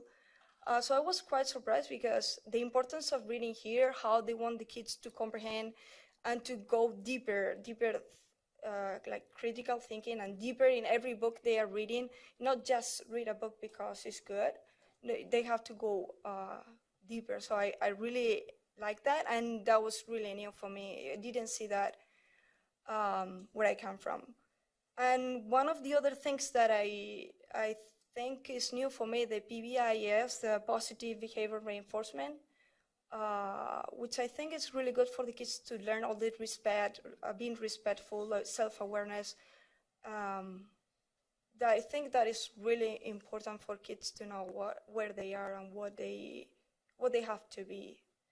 And new for me this year is the blended learning and reading workshop. That's quite new, so I'm learning that right now at school. It's new at Whitson, so that's something that would help me to improve my knowledge. And I think that's it. Thank you. And Carla Nolan, the Human Resources Director from Topeka District. Thank you for inviting us today. It's a great opportunity to be able to come in and talk about the visiting teacher program. Topeka Public Schools began the elementary dual language program in 2009 at Whitson Elementary. At that time, we had 2 preschool classrooms that were being taught in English and in Spanish. Presently, we have dual language elementary programs at Scott and Whitson Elementary, pre-K through 5. And then this year, Landon Middle School is offering math and language arts to 6th grade students that are entering Landon from Whitson Elementary School. Next year, students from Scott will begin entering Landon, as well as additional students from Whitson. Right now, the district employs 19 dual language teachers in that program. 10 of those are teachers visiting from Spain. When the district began that dual language program in the elementary school, we were successful at first in finding bilingual teachers to teach the program. But as we prepared for the 2014-15 school year, the combination of high turnover and increasing the number of classrooms that we were offering the dual language program made it pretty clear that we were going to have to find another source to recruit. At that point, we started speaking with Phyllis, and Phyllis has been involved with the dual language program at 501 for quite a while, and we began talking with her then about identifying teachers in the visiting teacher program. In 2015, we partnered again to bring in 7 more teachers. 4 of the teachers that we had hired the first year had left the district, so we needed to replace those as well as add additional teachers, so we brought in 7 more teachers for this current school year. The Topeka School District has seen several advantages to the visiting teacher program. Without the program, we would not be able to offer the dual language programs at Scott, Whitson, and Landon Middle School at the level that they're being offered right now. The teachers from Spain offer an international flair to the district. These teachers come from all over Spain, and they're able to offer a unique cultural insight from different parts of their country to our students. Some of the teachers not only have information about Spanish culture, but they've had additional cultural experiences from teaching in other countries such as Japan and Argentina. We found the teachers from Spain to hold high expectations for our students. They're all experienced, high quality teachers, and their teaching experience has been valuable for us. The arrival of the visiting teachers has increased the sense of community within our program. The parents have been involved in mentoring our teachers, helping them find homes, set up utilities, transportation, grocery shopping, everything you can imagine. And the parents have become involved at a whole different level in the program at our schools at Whitson and Scott. One of the teachers that left our program and returned to Spain has established a sister school partnership between the students at Scott Elementary and her students in Spain. And then finally, Sarah Lucero, the principal at Scott Elementary and Scott Dual Language Magnet, received a Spanish Embassy this past year for our partnership in the visiting teacher program. The kids love their teachers, and the quality of the academic Spanish is really high. Students are exposed to and are learning different dialects. The teachers are great team players. They're very They're very energetic, and they appreciate everything that the district offers. I'd like to thank the State Board of Education for offering the Topeka Public Schools and our students the opportunity to participate in this program.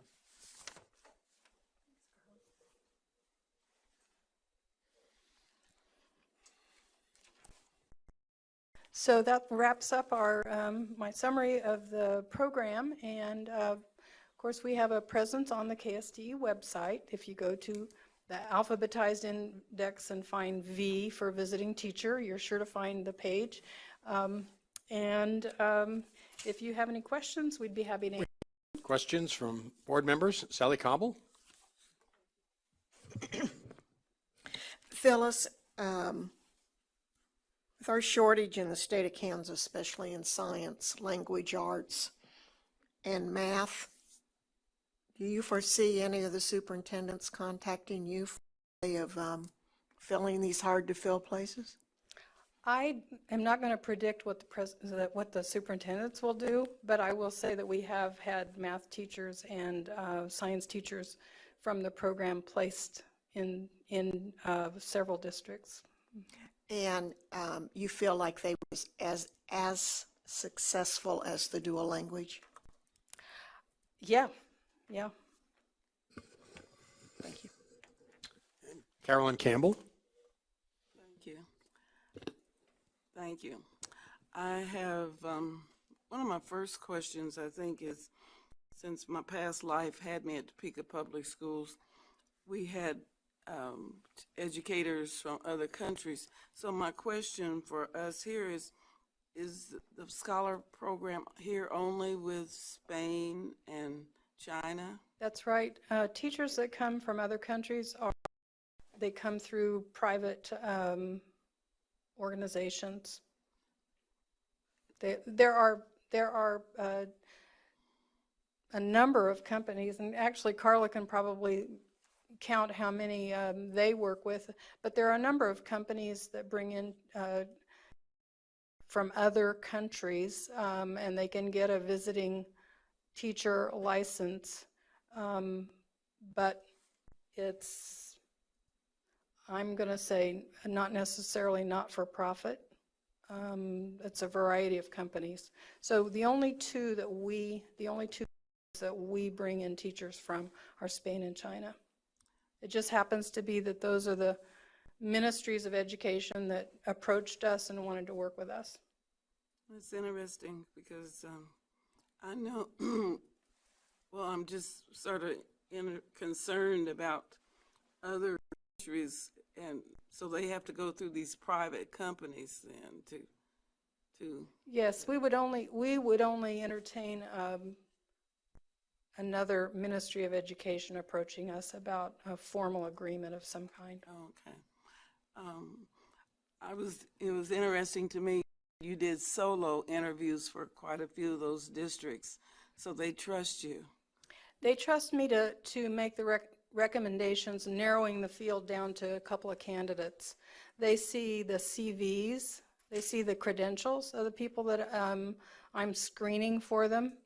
And it's a mutual agreement that we don't have time for lots and lots of interviews. So actually the advisor from Spain screens credentials first and recommends people for me to look at, and then I interview probably 3 or 4 for each position, and then make at least a couple of recommendations, and sometimes 3 recommendations to the district to then go back and interview.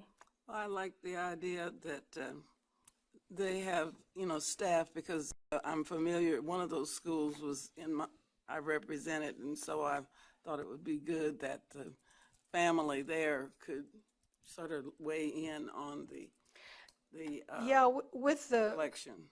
With our interview process for the USD 501 schools, since they're right here, I actually have gone over to Scott Elementary, and the Whitson principals join us, and we sit around the table as a team and do all of the interviewing live together. Okay, thank you. Dina Horst. Thank you. Do you ever make for example, if there was a superintendent or superintendents who said, we'd like to have individuals from another country, You mean any does other?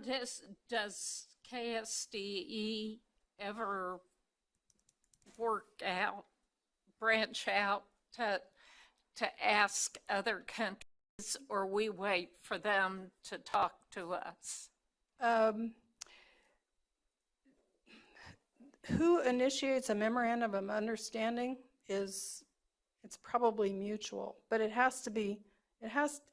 don't go recruiting other countries, other companies. No. No, I wasn't thinking companies.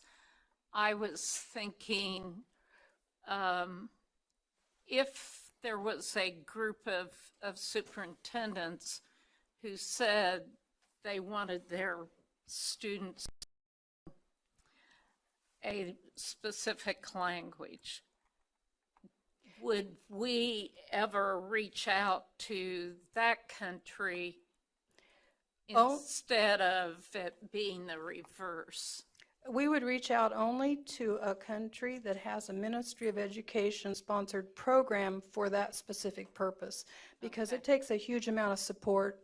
Spain organizes the entire application process, the entire collecting all the credentials. They do a huge amount of work, and there would have to be that kind of support system from the Department of Education in whatever country approached us. But if I found out that there was such a thing and superintendents had, I haven't had any approach me for that type of thing, and through organizations for people in this position at the state level, like the Ministry of Spain or the Hanban China, any other country would know exactly where to go to get the word out if they were wanting to start a program. Okay. And I also wondered, I noticed that department does classroom observations, but are they evaluated in a similar manner as a regular school teacher is? Same as a first-year teacher. District? Yes. The districts it's a combination of I am not the official evaluator. Okay. I go more as a coach to give them a little bit of feedback, kind of informal, friendly ear kind of feedback. They are all in the regular school district evaluation system. Okay. Thank you. Kathy Bush. Thank you, Mr. Chair. I just kind of wanted to follow up a little bit on what Dina was talking about. But first of all, thanks to the teacher MAR and the 501 rep for coming. I think it helps to hear how it's actually going in the field, and so really do appreciate that. And so from the sounds of things, through the visiting teacher program, they can basically stay for 3 years. But knowing what our situation is in the state of Kansas right now with shortage of teachers, and I can think of really certain parts of the state that are more significant than ours, and that, you know, we're working with Spain and with China, you know, but yet companies bring folks in. Have we thought about going out and contacting departments of education in these other countries to see if they'd be willing do a memorandum of understanding and bring some folks in?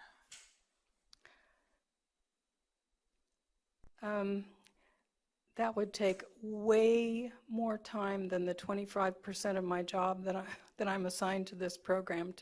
I have no idea whether it's been to go recruit people. That would be very time consuming. Well, with China and Spain being pretty darn willing, I wonder if there aren't some other countries. I mean, it's just a thought, and I think our shortage is going to get worse before it gets better. And I'm sure there's lots of superintendents out there that are, I know of superintendents I've talked to that have started with vacancies. And they'd much rather have a qualified teacher. And I know you only have a limited amount of time, but just a thought. And one of the things that I did, because it's not an official part of this program, but we do have interesting numbers of teachers who make the decision to stay after the 3 years.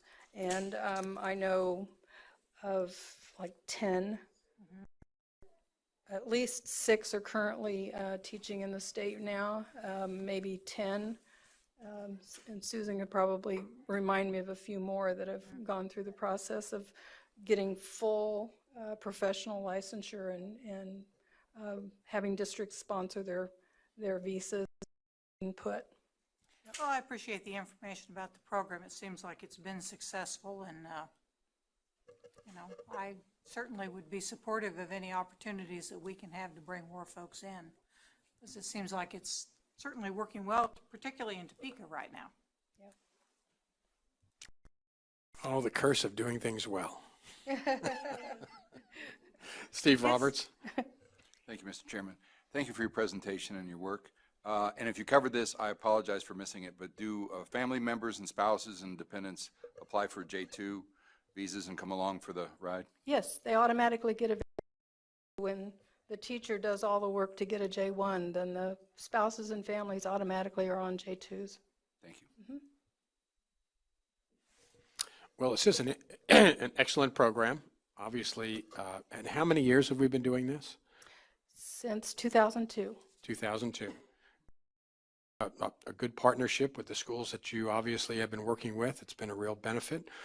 And as board members and policy people, we look ahead and say, okay, this works. How can we then continue to grow it and meet some of our needs? But again, it comes down to finances. Like you said, you have a quarter of your job doing this.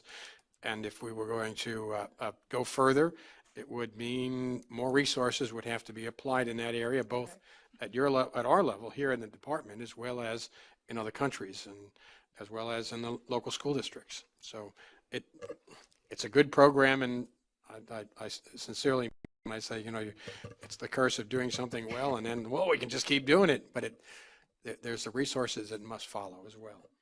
So, Phyllis, thank you very much. Thank you to our two guests as well. We've learned a great deal about the Visiting International Teachers Program, and congratulations on a good program. Very well. Thank you. Thank you. The next item on our agenda is a request for action to adopt the findings of the Professional Practices Commission and its recommendations for license approval. Lead us in this discussion. Any questions about the 4 individuals that they have approved for licensure? Excuse me. Oh, Sally Cobble, I'm sorry. I so move we approve. Moved by Sally Cobble, seconded by Steve Roberts, that we accept the recommendation for license approval as adopt the findings of the Professional Practices Commission and its recommendation for license approval of the 4 individuals that are mentioned here. Those in favor, please signify by raising your right hand. Excuse me. Ken Willard? I had a question on Joseph Hamer, because I'm reading that he entered into a diversion agreement for a minor in possession charge in 2018. So how old is this guy? He's 20, Kelly might have to help me out here, in his early 20s. Look at my case here. So that would have been like when he was in high school, or maybe just... He was 20 at the time of the minor in possession charge. He just had to be under the age of 21. And that was 2 years ago, so Yeah, 22. okay, I would just, okay, thank you. Okay. Any other questions? Seeing none, hearing none, will, those who approve the recommendations and findings of the Professional Practice Commission for license approval of the 4 individuals listed, please raise your right hand. Those opposed, same sign. 8-1, with Carolyn Campbell voting against the approval. Our second request for action is the revoke or deny. There are a number of folks that are listed here. Are there any questions for Linda?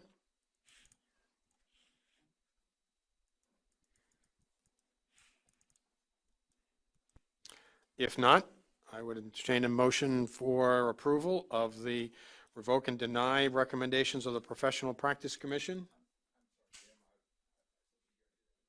Okay.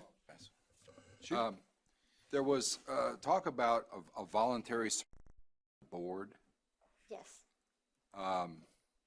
Could you flesh that out for me? Who that was and why that was, please? I believe there were a couple cases where there were voluntary surrenders, and we were fortunate that in a couple cases where there were criminal prosecutions and as part of a plea agreement, the prosecutors worked with us that teachers would voluntarily surrender their license, so we did not actually even have to go through the process. They gave it up voluntarily. Thank you.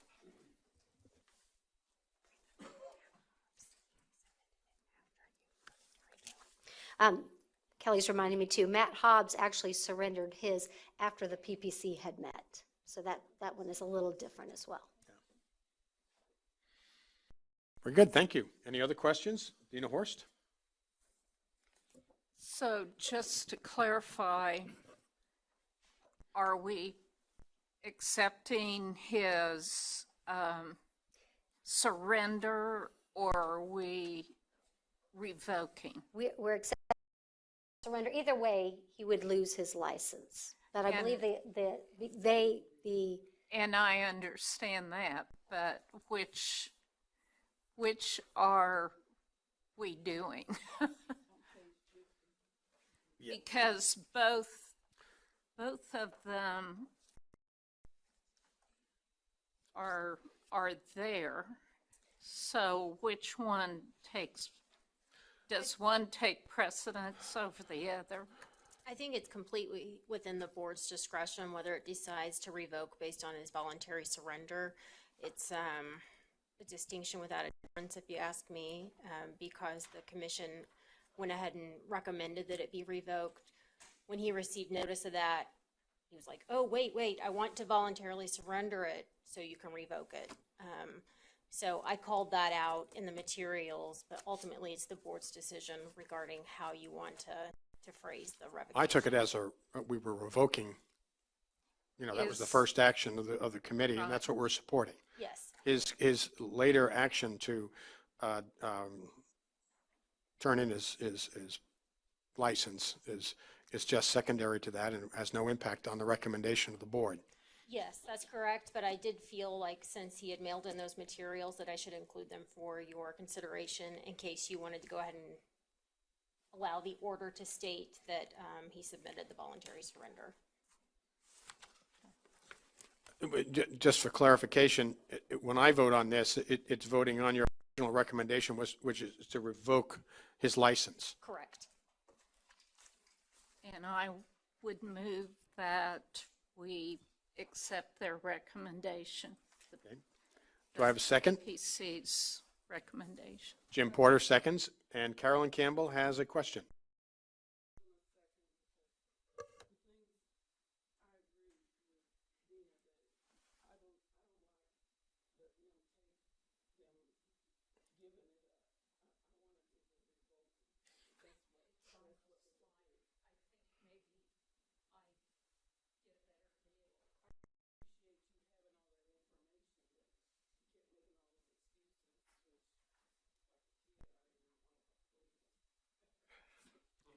We have a motion on the floor to approve the act on the recommendation of the professional practice commissions to get stated licenses of individuals. So, if those in favor, please signify by raising your right hand. Those opposed, same sign. Passes 9-0. Thank you very much. Thank you. Linda?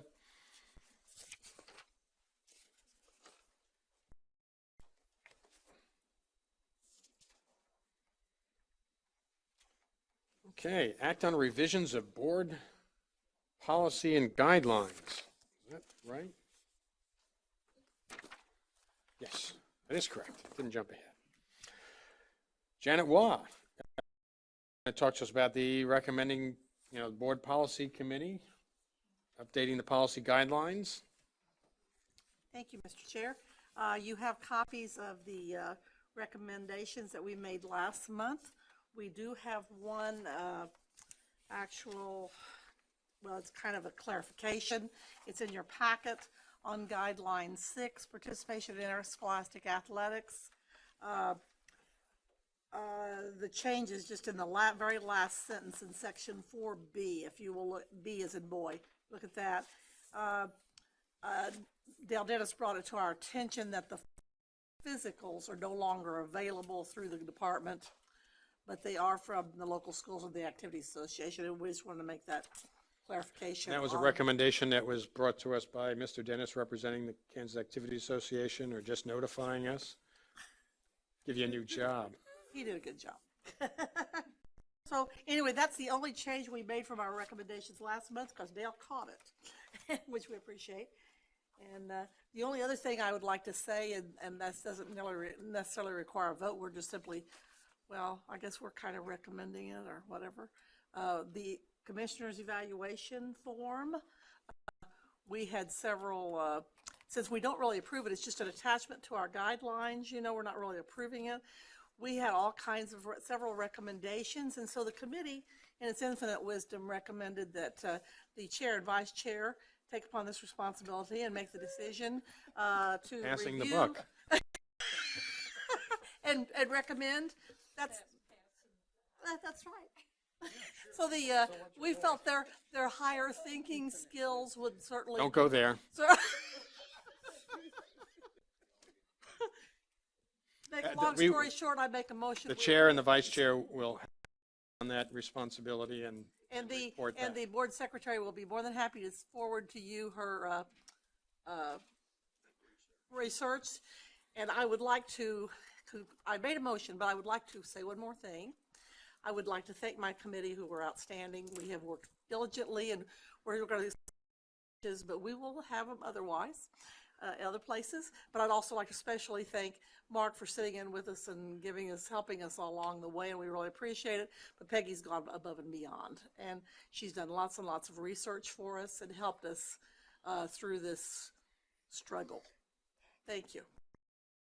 Thank you very much. Steve Roberts has a question. Yes, thank you.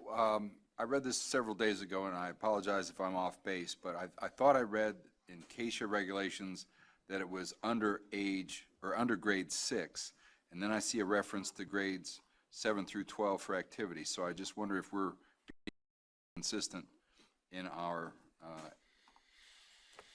regulations for age, or our procedures for age guidelines. Did I make that up? That it's is it only grades 7 to 12 for KSDE, or is there language that says less than grade 6? That's 6th grade. Is it KSDE? That's my understanding. No, where does the 6th grade come in? Tell me. Because I apologize, I can't see what I was trying to reference. It's 6. In If 6? my memory serves me correctly, and other people who, but KSDE is 7 through 12. Mm-hmm. Which is what it's. This particular guideline is just for 6th grade, because some school districts do 6th grade. Am I correct there, Dale? And Carolyn, you're on the KSDE board. I haven't attended a meeting yet. Okay. But that's my understanding. At least that used to be practice. The documentation that we received came from KSDE, I believe. Keisha went over all this Yes, for us. and returned it to and us. returned it to So us it was with a consistent with their recommendation. rules and regulations. So it's consistent, so that must be why it's there, because there are some schools, but we had a long discussion over here about the sixth grade thing, but, Dina Horst? Well, and I'm probably one of the guilty ones of asking, because as I read down through it, it talks about what they can participate in and what they can't. And one of them is they can't participate in tackle football or wrestling. And I just thought it was rather interesting because communities have wrestling teams that's in kindergarten. They also have tackle football when they're real little too. And no one really, having grandsons who played and wrestled, I'm not sure those individuals have the training that perhaps these individuals would, but if Keisha isn't overseeing it, that might not be a thing that happens either. But it just seemed odd to me that we would say those kinds of things, except I was told it was a Keisha recommendation. So This is only for school we need to related. take it to Keisha instead of, This or is only, somebody this is does. only school-sponsored athletic activities. And a Not lot of community. communities have their own rec programs and those kinds And of things. I'm very aware of that. And I know a lot of schools we don't have sixth grade competitive sports in our schools. But I'm just saying, in Salina, but I'm just saying that it just seems kind of interesting when the rec programs do have those kinds of things available to kids in communities that do have it, but yet we're limiting it in a school that may not have access to those programs and may choose to have it. So I'm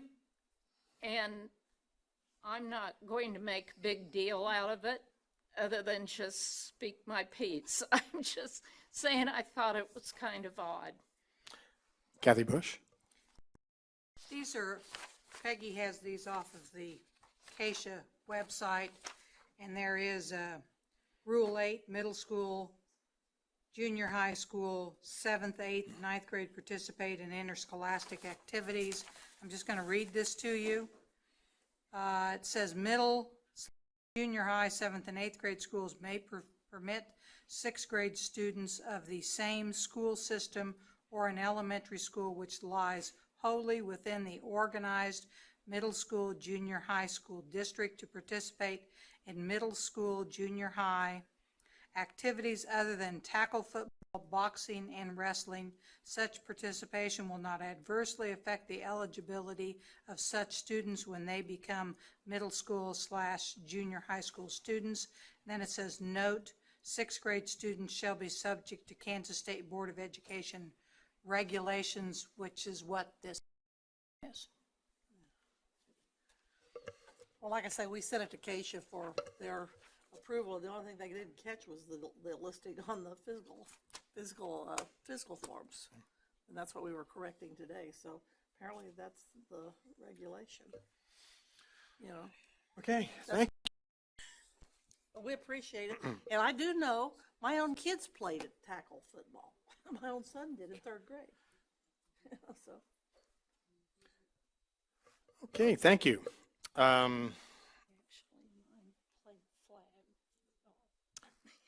Peggy? I was trying to remember if we had a motion. Janet made the motion.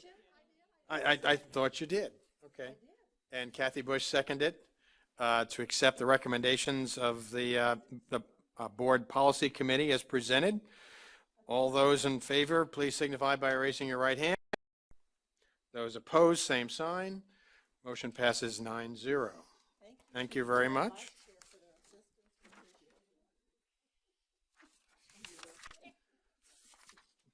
The next item on our agenda is the executive session.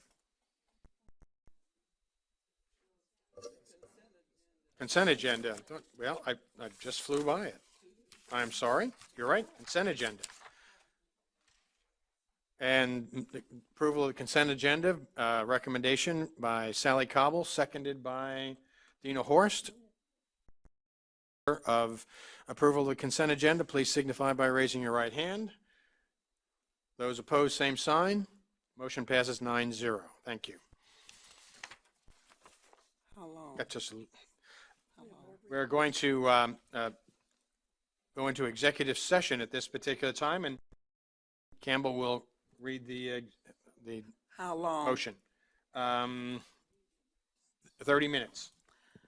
I move that the Kansas State Board of Education recess for an executive session for the purpose of discussing confidential data relating to financial affairs or trade secrets of corporations, partnerships, trusts, and individual proprietorships pursuant to KSA 75-4319B4 for 30 minutes, and we will invite Dr. Watson, Mr. Ferguson, Mr. Dennis, and Scott Gordon, and we will start at 3:55 for 30 minutes. Do I have a second? Seconded by Kathy Bush. All those in favor, please signify by raising your right hand. Those opposed, same sign. Motion passes 9-0. We'll be in executive session beginning at 3:55, which is about 3 minutes from now. 2 minutes.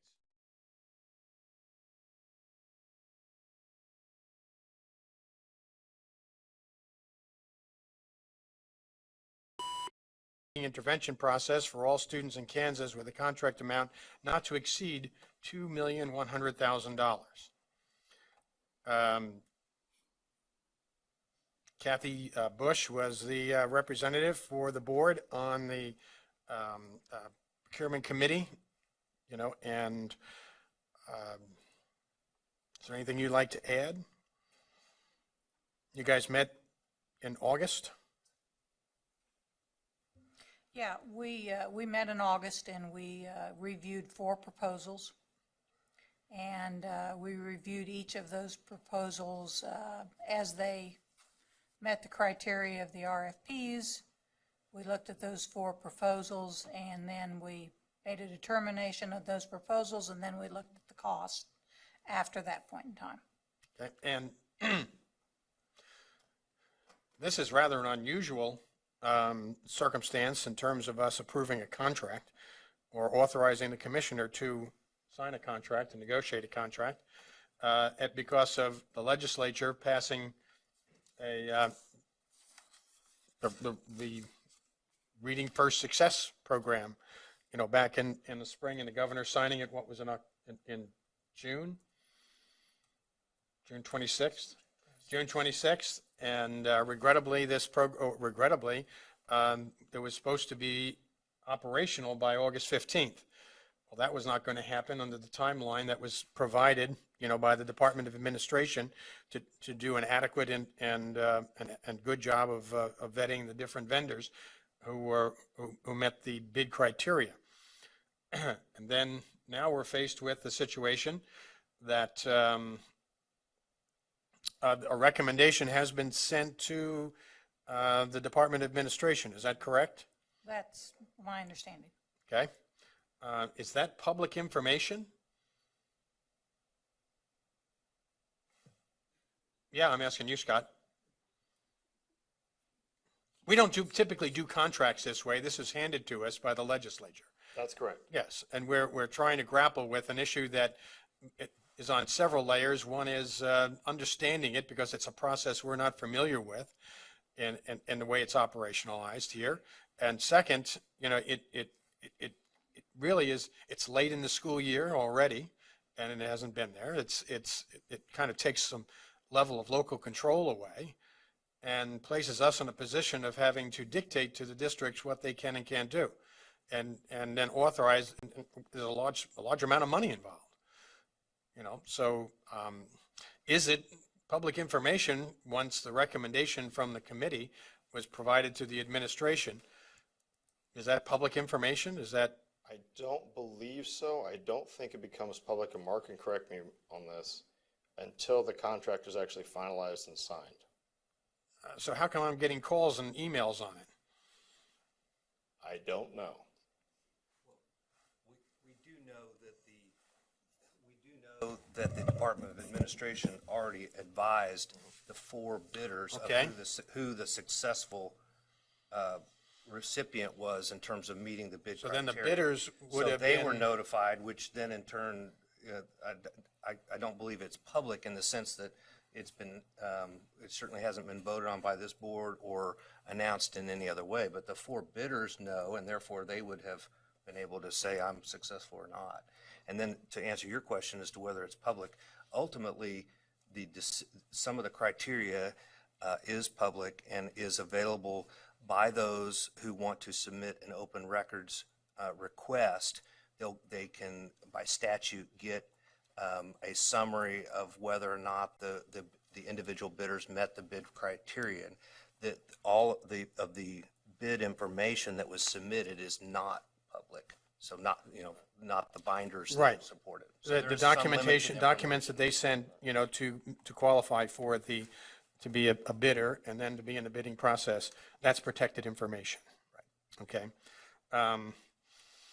Scott, did you have something to say? And I apologize, I didn't really answer your question very well. It's my understanding that the purported winning bid, that vendor had been informed by a automatically generated email informing them that their organization was an apparent successful bidder.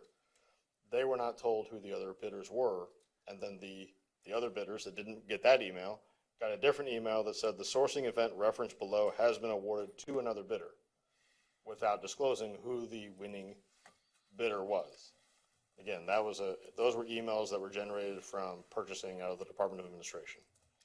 And I do want to clarify that the Kansas Department of Education did follow all the state bid and procurement procedure processing and to go in this process.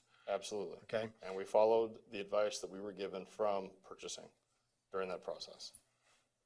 Okay. And where we are right now is the board has been, in this process at this point, been asked to basically concur with the committee's recommendation and authorize the commissioner to go into further negotiations with that bidder, the successful, that's what we're doing. That's the proposed motion, and that's the issue before the board now. That's correct. Okay.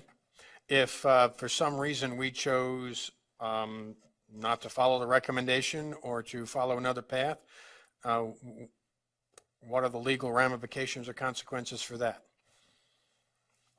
Mr. Chairman, I wouldn't go into those in great detail. I would say that this is an amount of money that it's already been appropriated by the legislature. I would say that you're not obligated to go in one direction or another. It is a statute that was passed in, I believe, March of 2015, and it sets out some very specific criteria about this particular program. That's why it's so unusual. The process is getting to you in such an unusual and unique fashion. I would say that the board has the possibility of being sued, but you know, under the circumstances, you have that possibility either way, if you take action or if you don't. So we'll just have to wait and see. Is there any when I say organizational history, or is there any other similar type of legislation and funding and process like this that we've had to do in the past. I know that we probably have, and this short a timeline. It's a little unique to have this kind of situation where you do an RFP. That's what's unique. We have lots of money distributed, but it's under a formula distribution formula. This one is an RFP and the board has to make the decision. This is unusual and unique. Unusual and unique situation. This program, the Kansas Reading Success Program has been in operation or authorized for over 2 years now. Is that not correct? I believe so, yes. I know Mr. Dennis could correct me on that, but my understanding is that there's been a reading program in place for the past 2 years. That's correct. That was by statute. That was by statute. And then the new statute emerged, and they provide, I'm trying to say what they did that got us to this point. They asked us, they directed us as a state board to vet the vendors and to identify the vendor who would then be provided with state funding to local districts for the statewide Kansas Reading for Success program, and districts could become part of that program or not part of that program. That's right. My understanding is the change that happened was in the prior 2 years, there was a specific program provider that was actually named in statute. That was identified in statute. They changed that in the last legislative session and required the state board, instead of telling you this is the provider you're going to use, we want you to put a request for proposal out, an RFP, then decide who's going to be running the reading program in Kansas for the remaining. For this next year. Right. And here we are, excuse me, this is a 1 year, $2.1 million for a reading program. And here we are in September, and this is not a good deal. I mean, it could be the best program in the world, okay? And here we are, and if we authorized the commissioner to act on the recommendation of the committee, okay? I'm guessing, 30 days before we could get information out to districts about what vendor we selected? 30 days we'd have it out maybe? I would guess, sir, the vendors would have it out within a week once the contract's signed. Once the contract's signed, but after it's negotiated further by the commissioner. So the vendor would have it out to the school districts in the state. And the school district. Whatever you choose to have it out within a week. So then. I don't think it'll take very long to sign the contract. Well, for us to sign the contract, I'm talking about getting it into the school and getting it into the classroom, getting it in front of the student that needs it. I think they'd have it out within a week now. No. I'm not talking about the legal part. I'm talking about, we got the legal part. Once we sign that, the vendor could have that information on the program out to the school districts. And superintendents, I would imagine, will get this. Okay, saying, are you interested in participating at this? It's a program that the state is paying for. Okay, we have $2.1 million. Okay, and then they have to decide if they want to do it. Okay, so they've got to meet with their people, study the vendor that we're providing. Okay, and then make a decision if they want to participate or not, which could include or not include board action at the local level. Okay, and then they have to train their people. We're training people on putting it in the classroom. I don't know what equipment would be necessary, what training, what support, what technology to do whatever vendor it is we recommend. So I'm trying to think, when's this going to be in front of a student? I'm thinking like a principal right now, and I'm saying 60 to 90 days. 60 days at the earliest if I get on there, the first train that comes in, and 90 days if I just kind of fool around with it, and next semester if I get it, and this thing ends next June. So really, this program will have about a half semester's program for $2.1 million. Kathy, has that kind of been the ballpark of timeline? I mean, we used to do this stuff. Well, I read those proposals, but it's been a little while. And they did have a timeline in there, and I think all of them said they could do it within 30 days. Now, I don't know how realistic that is, and I'd have to go back and look at the material to refresh my memory again. So, but yeah, as far as the school's concerned, plus then you have to organize your classes and all of that. So, yeah, it would have been a lot better if we could have had this information out to the schools in June. It would be better if we knew that this program was going to go on for like the next 3 to 4 years, and I could count on it, and I could start at second semester and Yeah. and know that it's going to be with me. But if I'm going to put a lot of time, effort, and energy into any program, and it's only going to be there for basically second semester, I'm thinking, why would I do that? Steve Roberts? I'd like to make a motion.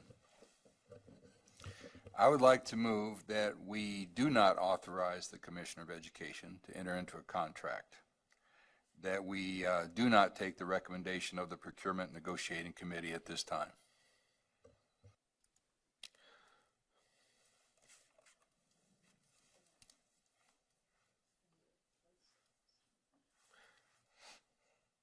Is that a second, Mr. Willard? Seconded by Mr. Willard. Okay, discussion. The motion that is before us has other consequences.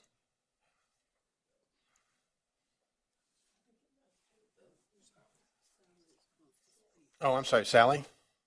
Usually she just hits me. Sally Cobble? Oh, I'm sorry. I know. I'm trying to think of how I want to word this. Mr. Chairman, you hit on a lot of my thoughts. It's my understanding that the responsibility of the state school board is to set standards, and we have never before gone into recommending or voting for curriculum. It is my understanding that the legislature is responsible for the funding of education, and that it's the responsibility of the local school boards to, I don't care whether there's monies involved or not, it's the responsibility of the local school boards to use their curriculum, to find their own curriculum.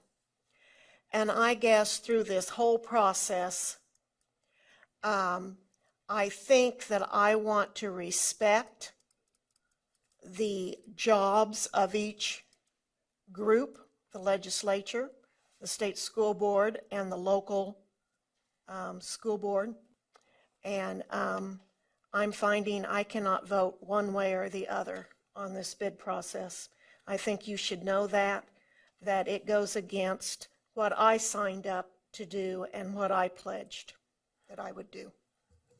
Okay. Steve Roberts? Did you already go? Okay. Janet Waugh? Thank you, Mr. Chair. I believe, I agree with Sally. I do not believe we should vote on this at all. I think we should, if I would make a motion, I'd make a motion, we go to the next agenda item. Because I. Well, we have, I hear what you're saying. I do not believe we need a vote on this because I think there could be ramifications if we do vote on this. And so therefore, because I don't want to reject the bidder's bid, I don't want to reject bids, I don't want to do any of that, I just simply want to do nothing.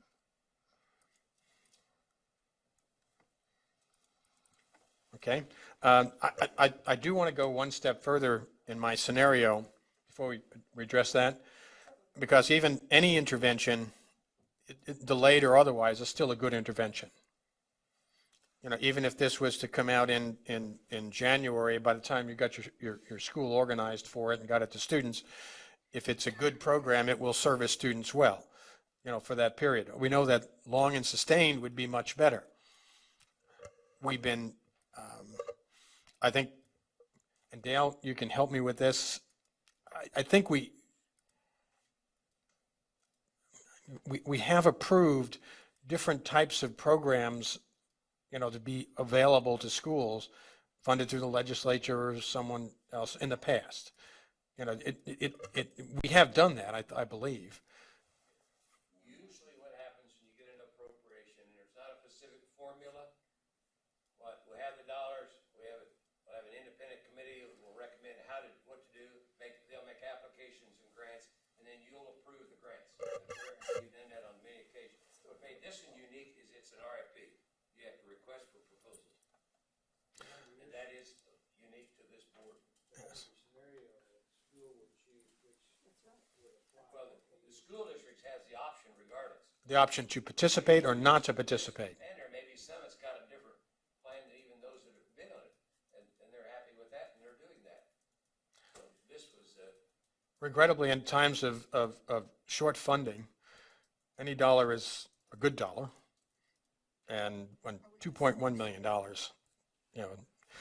Ken Willard. Thank you, Mr. Chairman. I just want to go on the record as saying that while I don't support this recommendation, I fully, every member on this horseshoe knows that I have long supported the idea of individualized learning, and I still support that. And I support the legislature's desire to affect that by this action that they're asking us to take. But as an elected official, I cannot in good conscience vote to sign a contract about which I know virtually nothing. There's been no information provided to us about the fidelity of the program, about its results in other places it's been used, about its results having been used in Kansas. We don't have any of that information. And so, but I'm being asked to authorize the commissioner to sign a contract with a vendor about which we've been provided no information. Now, that may work in a scenario where you're not elected, but I can't do it on that basis alone. This has nothing to do with my lack of support for the legislature's desire to move us forward and to help us to create an environment where individualized learning is a reality. But I just feel that this is the wrong way to go about it, and I don't know what the results of not supporting it are going to be, but I just don't think I have any choice but to not support this recommendation that's come to us.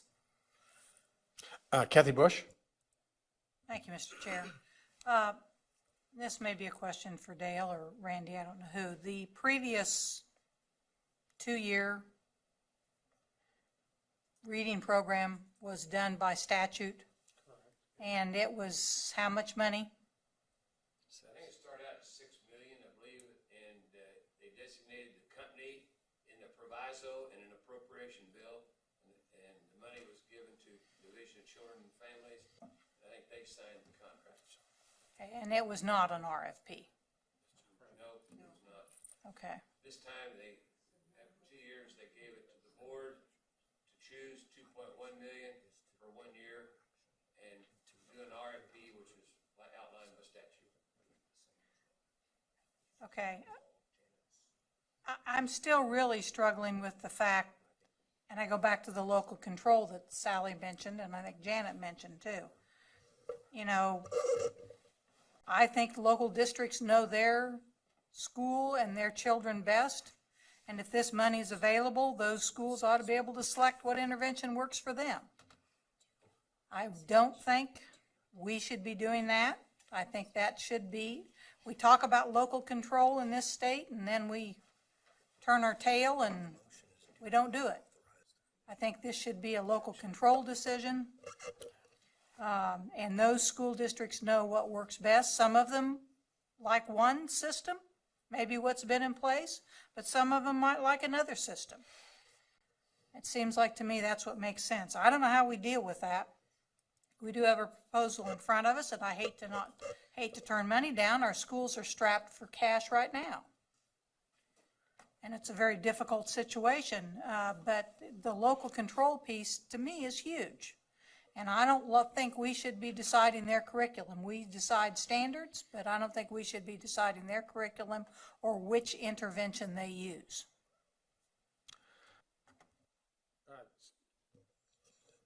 Mr. Roberts, could I have your, or I guess from Peggy, the motion on the floor, can I have that reread to us, please?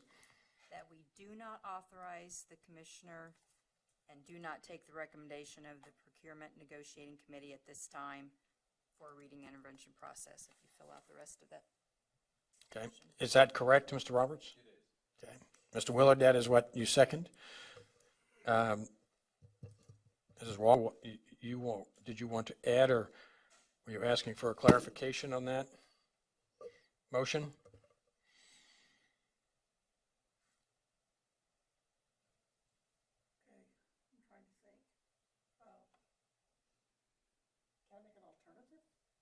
You can ask to amend the motion, but you can't make an alternative. I will substitute the motion that we move to the next agenda item. I mean, procedurally, I think the motion is going to either be amended at the discretion of the mover, but the board chair isn't going to be able to just jump to the next agenda item. I don't think that's a real, that's a good substitute. Okay.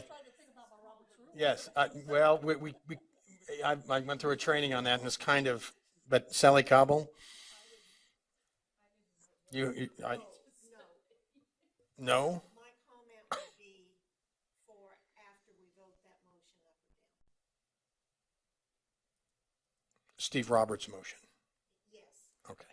That's No, not yours. I don't think yours was accepted. I just have a motion, a comment I would like to move After we vote. as a suggestion. Okay. Dina Horst. Thank you.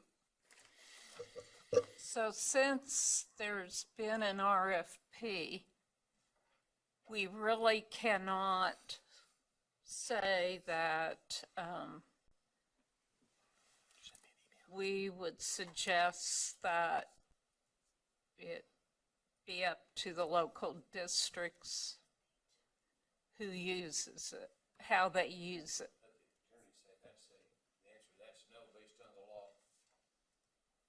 What if we do it anyway? Spoken as a true superintendent. I know we can't change the legislation, but how it was written. It was written that we have to do an RFP. Okay. Yes. So it couldn't be several RFPs. Okay. Mr. Chairman, I did send you a link to the statute that was approved. I mean, it's very, very specific. It does have language that says they appropriated the money, shall be made from this account to issue a request for proposal to provide a statewide Kansas Reading Success Program, and it goes on and it has a number of stipulations. So you're not required to authorize the commissioner to move forward, but if that is approved, the payment of that money is going to have to be consistent with the statutory language. Okay. Carolyn? Thank you. And I don't know exactly what I want to say, but and I probably just giving out my opinion, but we have school districts that have used Lexia or whatever, and so my thought is, so now these school districts will either have to switch if they want to attempt to get some money. And I think some of the districts, I've been told, felt it was successful and had, long-term plans for it. So I just wanted to share that I think it's most unfortunate that there's some kind of way those districts couldn't apply for some of these funds. Okay. I have a question on the motion. The motion as presented would basically tell the commissioner not to do anything. I agree.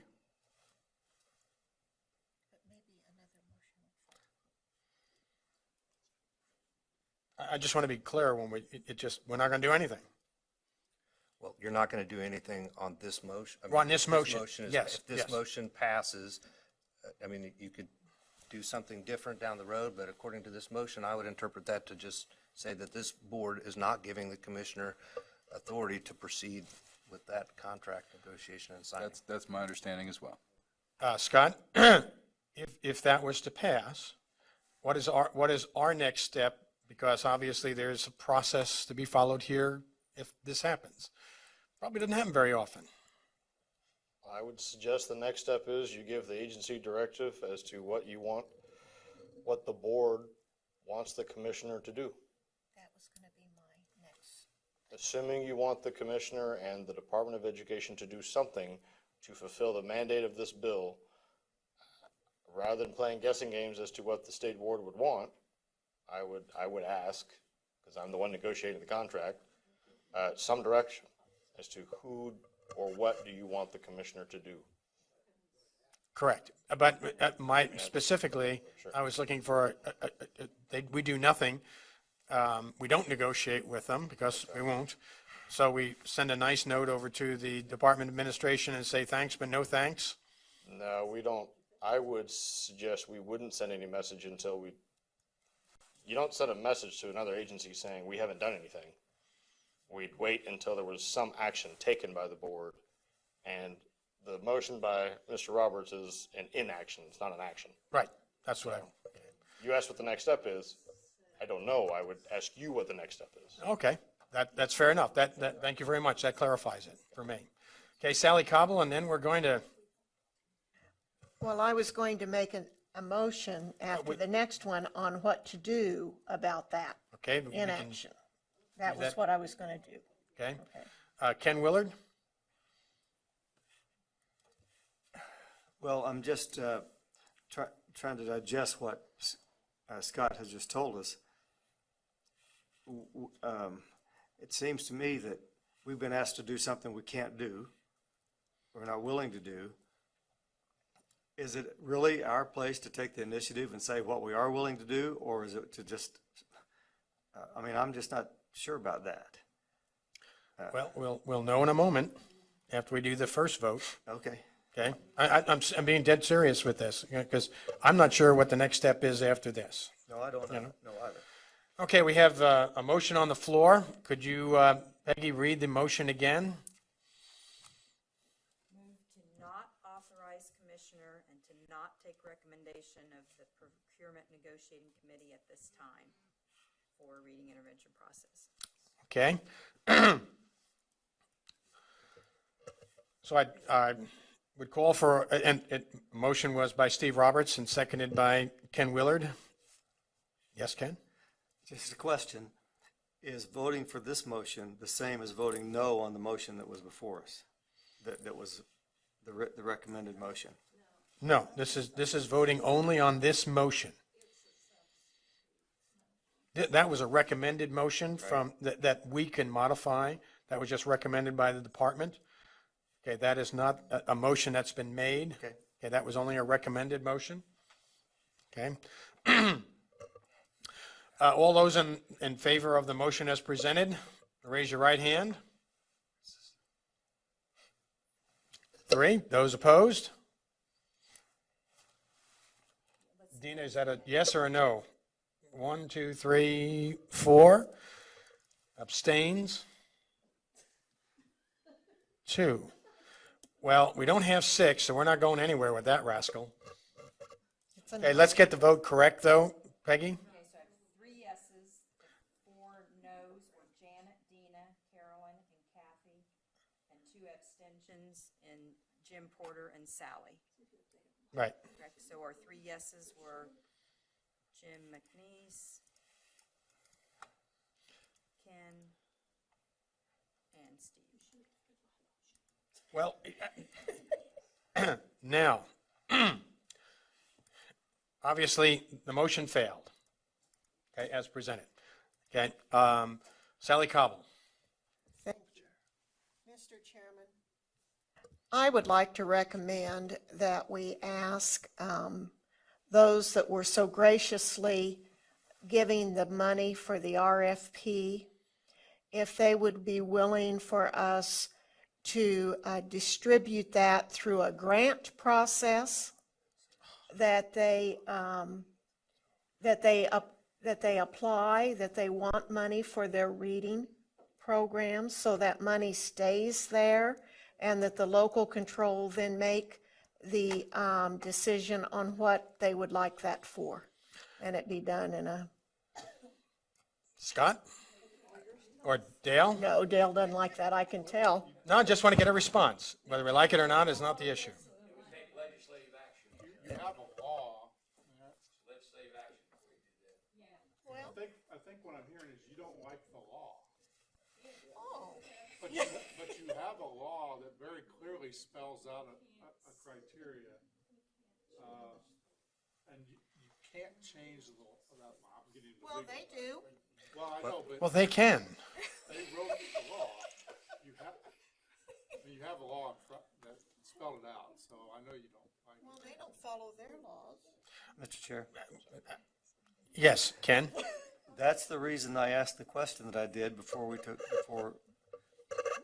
voted. The law says this is what we're to do, and that's give the commissioner authority to sign this contract agreed upon by the procurement committee. So I don't know what else we can do if we decide that we can't do that. So, I mean, what Sally was trying to do was do what Scott said that we would have to do, that we ought to do, and that's provide an alternative. But I don't know where that fits in within the law. It doesn't. Okay. But yeah. Mr. Chairman, I mean, the law is specific. It doesn't say that who you have to award the money to. It just says a RFP process.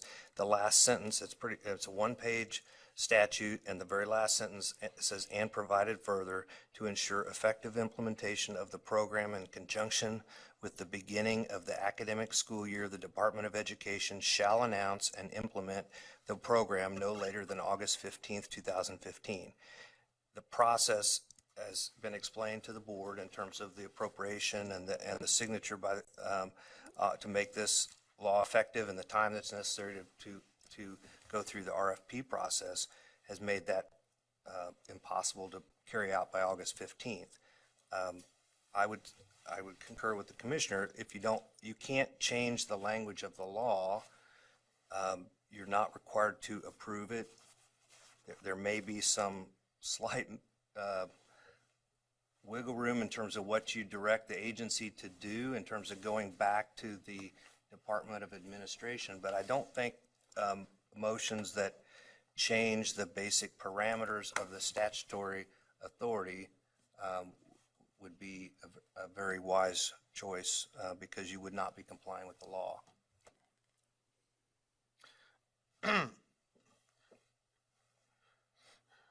If we do not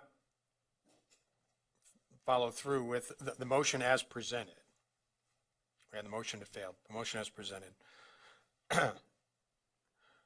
are we in some way, and I don't know the answer to this, okay, in some way shirking our responsibility, or in some way doing something that the state, obviously the legislature and the governor want to give the state $2.1 million for a reading success program, which is a reading intervention program that districts can apply for at their will. They don't have to. And if there was money left at the end of this time, we approve this and nobody applies. And there's $2.1 million left, or whatever amount, and then it's just swept up into the budget at the end of the year. Is that correct? We'd be in non-compliance with the law and the money would lapse. Well, even if it could be that number one scenario is that we in fact do approve the recommended motion, and Dr. Watson goes into negotiations with them. We come out of the negotiations with vendor A, and they go out and they say to school districts in the state of Kansas, we'd like to do this, and nobody or just a couple of them show up. And at the end of next year, there's $1.7 million still left, and we've complied with the law.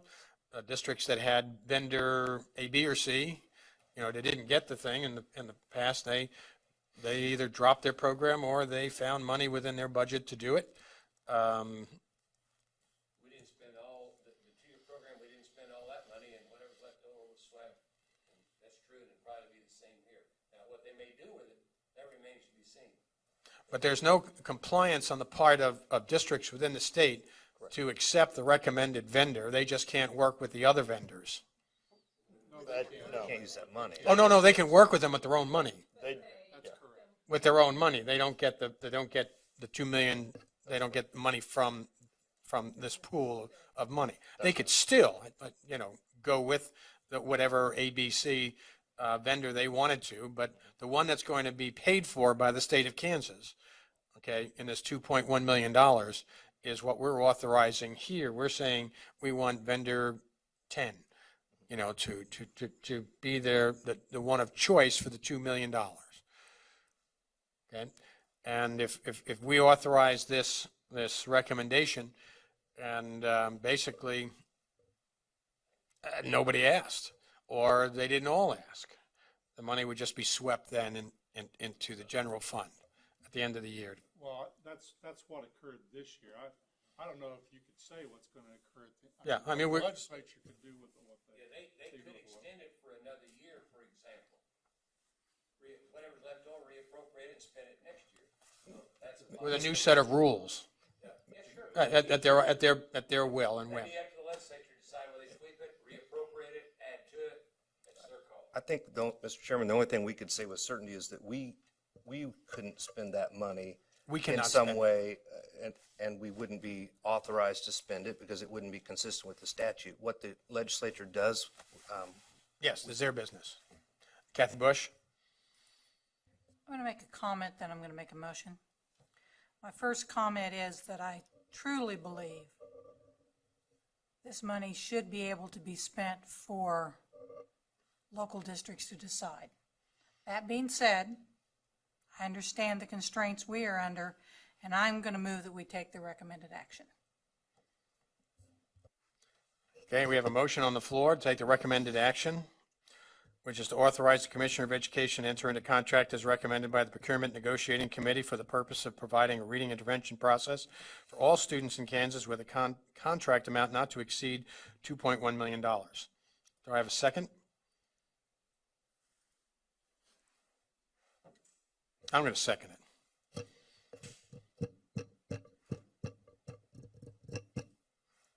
Any discussion? Okay, all those in favor? Oh, I'm sorry, Dina? I'm sorry.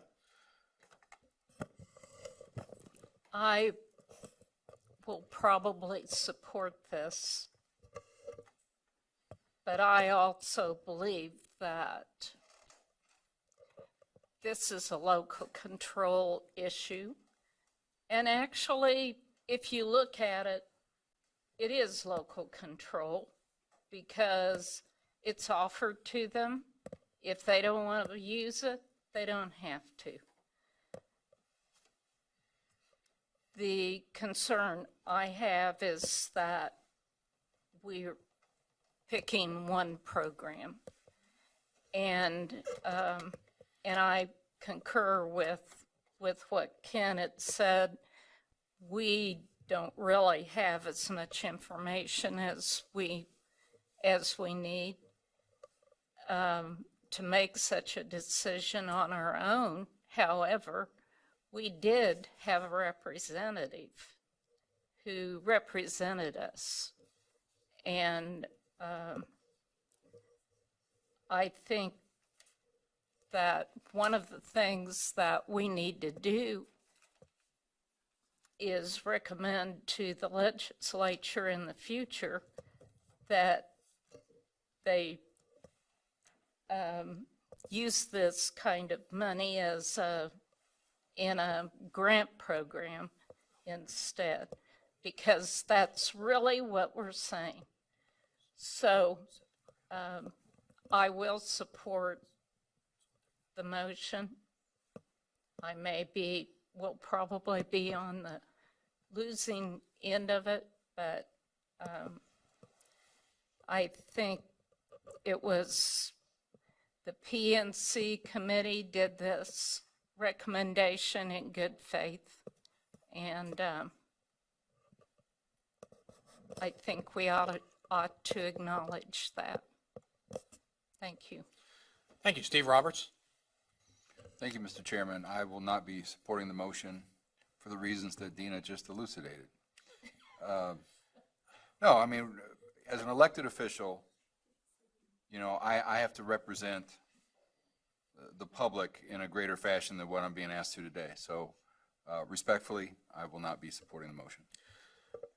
I understand where you're coming from, and this is not an argument, but I feel I've been placed in a no-win scenario. Yeah, at the whim of others. Jim Porter. Yeah, I think we're in a no-win situation to get them, based on what both Kathy and Dina said, I'm probably going to, and I'm not sure, but I'm probably very reluctantly going to support this.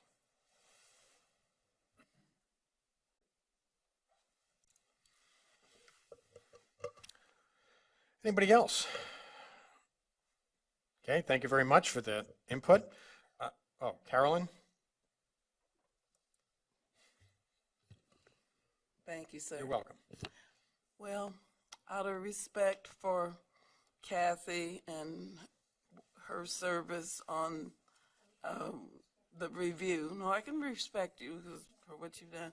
I'm so disappointed because I'm so sad for the school districts that have started a reading program, and now if they want to continue to help their students be successful, then they're going to have to maybe lose, what gains they've already made with the programs they're using to apply for this.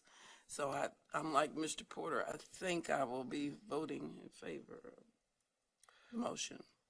Thank you. Ken Willard?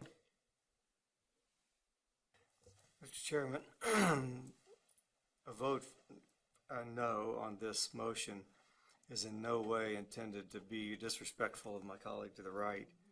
I think she was in a no-win position herself. And I'm going to vote no because I just simply don't have the information that I need to vote on a program that's going to be thrown out there for everybody to use.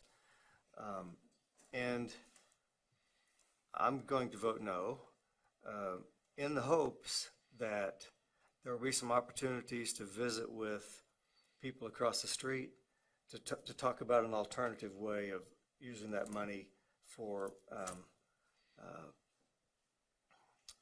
assistance to kids who need it, interventions in some other way.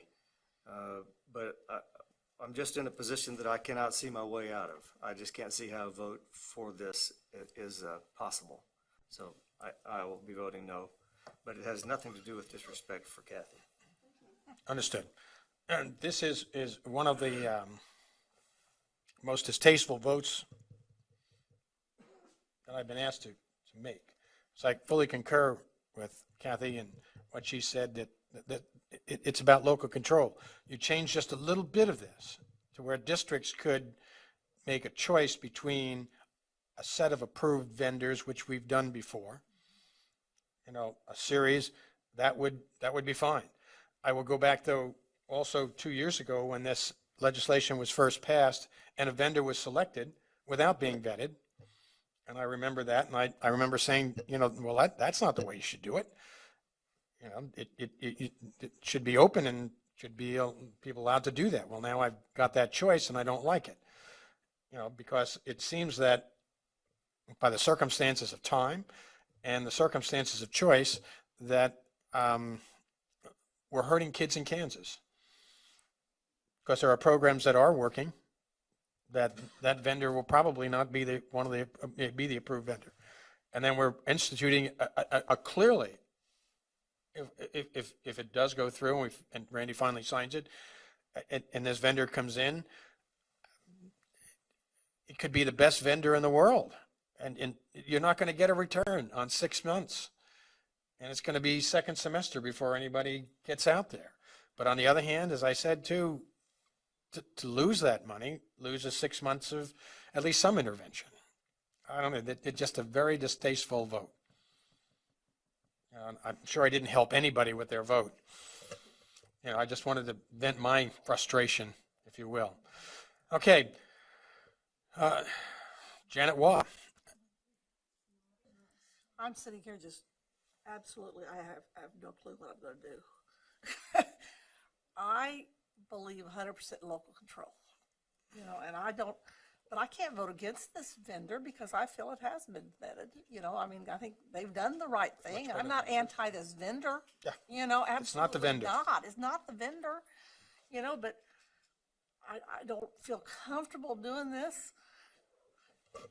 Maybe I will, and maybe I won't.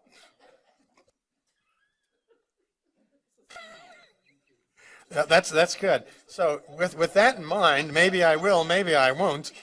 We'll have a call for question. We have the recommended motion made by Kathy Bush, seconded by me. All those in favor of accepting the recommended motion, please raise your right hand.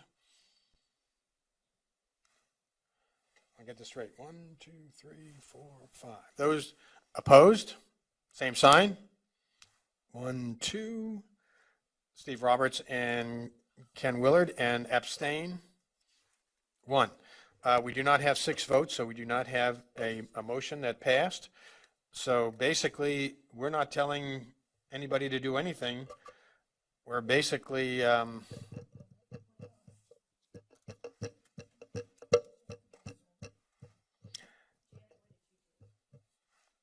she can't remember.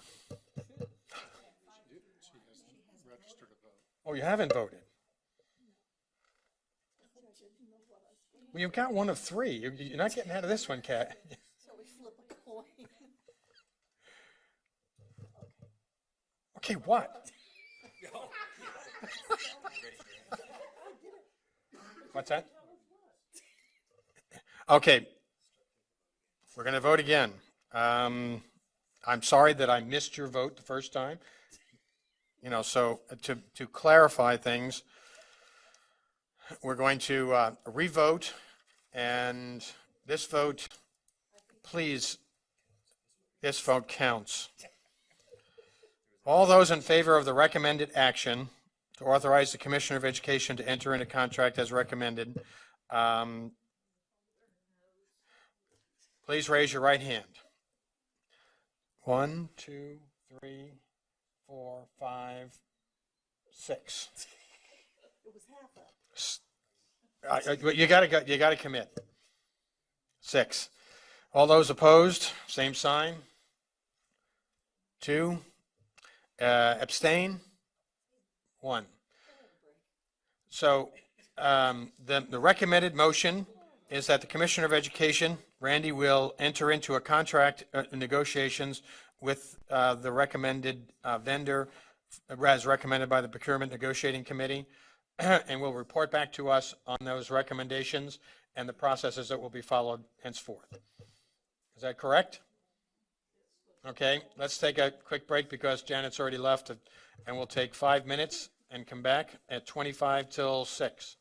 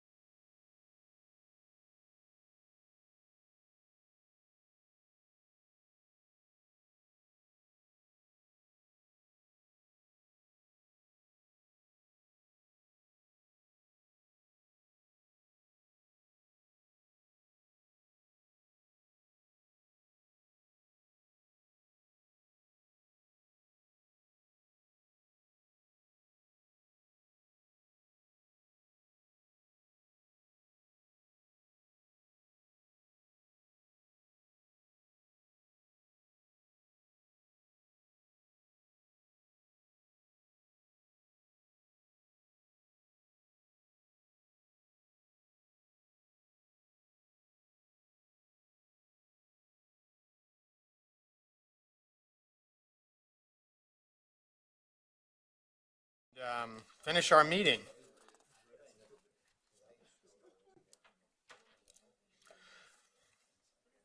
Okay, we're missing a couple of people. Yes. Yes. Yes, we do. Okay.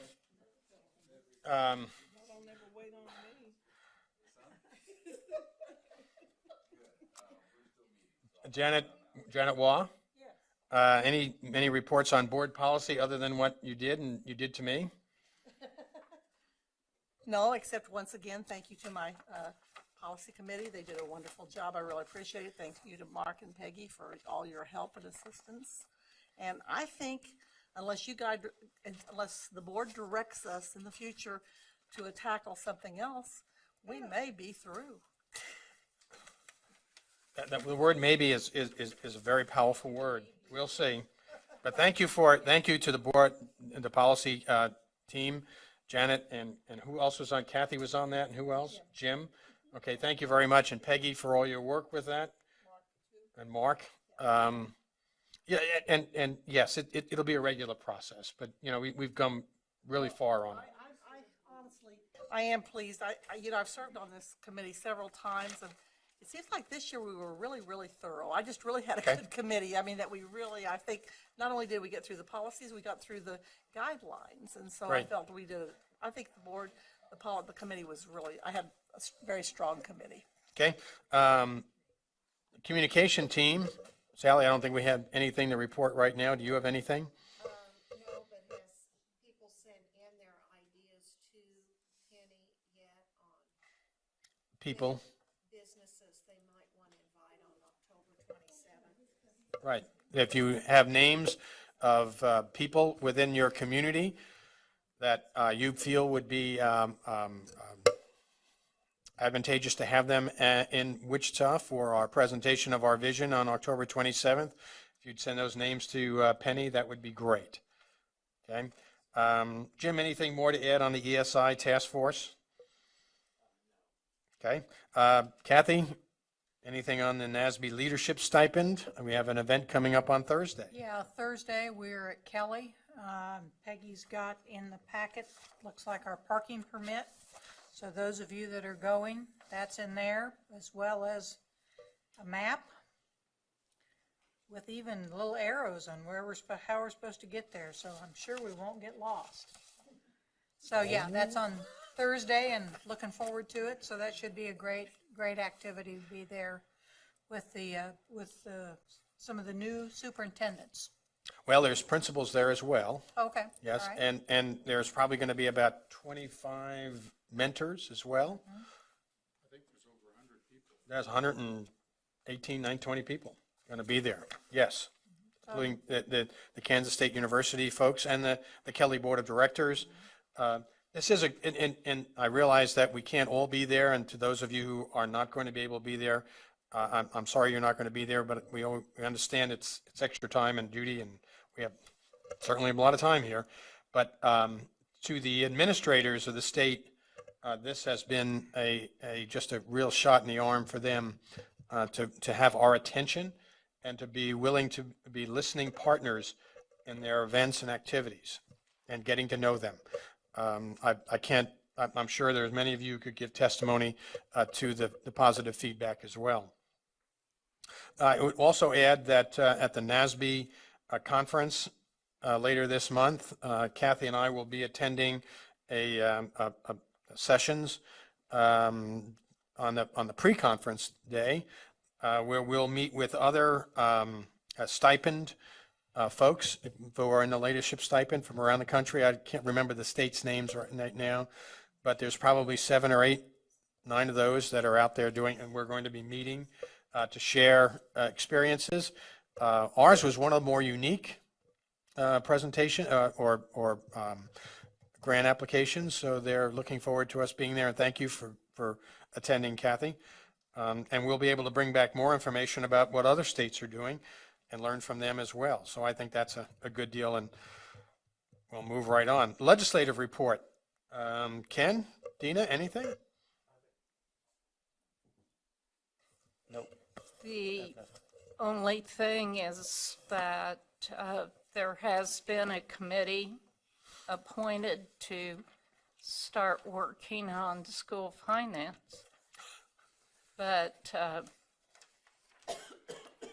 other than that, I think, are you and referring to, I don't know who all's on it. is that Merrick's? Actually, There is a list of who some of them are, but And I don't know who who they all are. of them are. but I was called into a meeting a couple of weeks ago at the governor's office with a handful of superintendents to talk about the kinds of things that we wanted, that we thought ought to be in the formula, things that it ought to accomplish, I guess. That was a rather brief meeting, and there were no details put to it at all, nothing in writing or anything. So then the committee was selected, so I don't know who's on the committee at this point. I don't know that it's a complete committee yet. Yeah, I think you're right. All I know is what I've read in the press, and as we all know, that can be a little slanted one way or the other. But it seems that that committee was opening up a whole other number of things related to even some of the issues that we've been talking about where we want to go with education. What isn't suitable education? True. You know, It's the House and Senate Education Committee chairs and also the ranking members and also Ways and Means and appropriations. Right. And then there's some others that hadn't been appointed yet, Right. so. yes. Okay. Okay. Well, our work about us tomorrow will be a big part of hopefully where we're going. Okay, and let's see, board attorney report. Mr. Chairman, I would report on 3 different cases that are either pending or active. Well, the first is on the COPE litigation that was filed in federal court. As you may recall, this COPE stands for the Citizens for Objective Public Education. This was a lawsuit filed by that entity and some individuals complaining about the board's approval of next generation science standards. That lawsuit is being defended by the Assistant Attorney General Dwight Carswell. It named the board, the commissioner, and the agency. It has a favorable opinion was issued by the district court in Kansas, federal district court, and it has been appealed to the U.S. Court of Appeals for the 10th Circuit. The oral argument is in Denver on September 30th. I will circulate some of the briefs so you just have them in case you want to read them, but no action or no significant developments other than to tell you that the board attorney who's been appointed to represent that will be arguing the case in September. Scott Gordon is more closely monitoring that, but he's not attending the hearing as the Assistant Attorney General has that under control on behalf of everyone here. You saw in my monthly board report, the Petrella matter has had some significant activity. That is the lawsuit that has been to the U.S. Court of Appeals for the 10th Circuit on 2 different occasions and has been recently remanded to the district court in Kansas, federal district court. We've begun getting that case back up and running and are working on our motion for summary judgment. We've met with the plaintiff's counsel and had some activity related to substitution of parties, getting the answer on behalf of the commissioner and the board on file. The court has moved the hearing back from September to October 26th, most likely because the plaintiffs have indicated that they intend to amend the complaint to update it. They want to stay the progress of the litigation pending the outcome of the Gannon case, and the defendants have indicated that they intend to file a motion for summary judgment. So when that's ultimately filed, I'll share the briefs with the board. The third one is on the Gannon case, which we are just kind of monitoring from afar.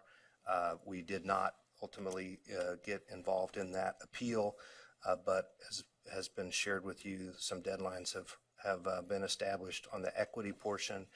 Those briefs, the first round of briefs on the equity issue were filed on September 2nd by all the parties. Those response briefs will be on October 2nd, and the oral argument on the equity portion will be November 6th, and I'll circulate briefs as those come in. Other than that, I would stand for questions. Any questions? Okay. Thank you, Mark. It's always good to have updates on our legal status and different venues. Okay, individual board member reports and requests for future agenda items. Why don't we start down with Kathy Bush? Don't really have anything as a report. I guess a question, I don't know that it's necessarily a future board agenda item, but we had the group that came and talked to us about recess not too long ago, and I wondered if we were going to have any follow-up on that. I felt like that's some pretty powerful information, and maybe we need a little follow-up or a little discussion as far as the board's concerned on. I think there's a lot of merits as far as recess that's is or is not in a number of our schools. So I didn't know if we needed some follow-up sometime, and I don't know what the board thinks. So just it's of particular interest to me. I think it helps as far as some of those non-academic skills. So okay, Ken? I was just going to report, as I already did, on that meeting I was called about attending with the governor. That was an interesting discussion, but I guess the gist of it was that money that is appropriated or in the formula for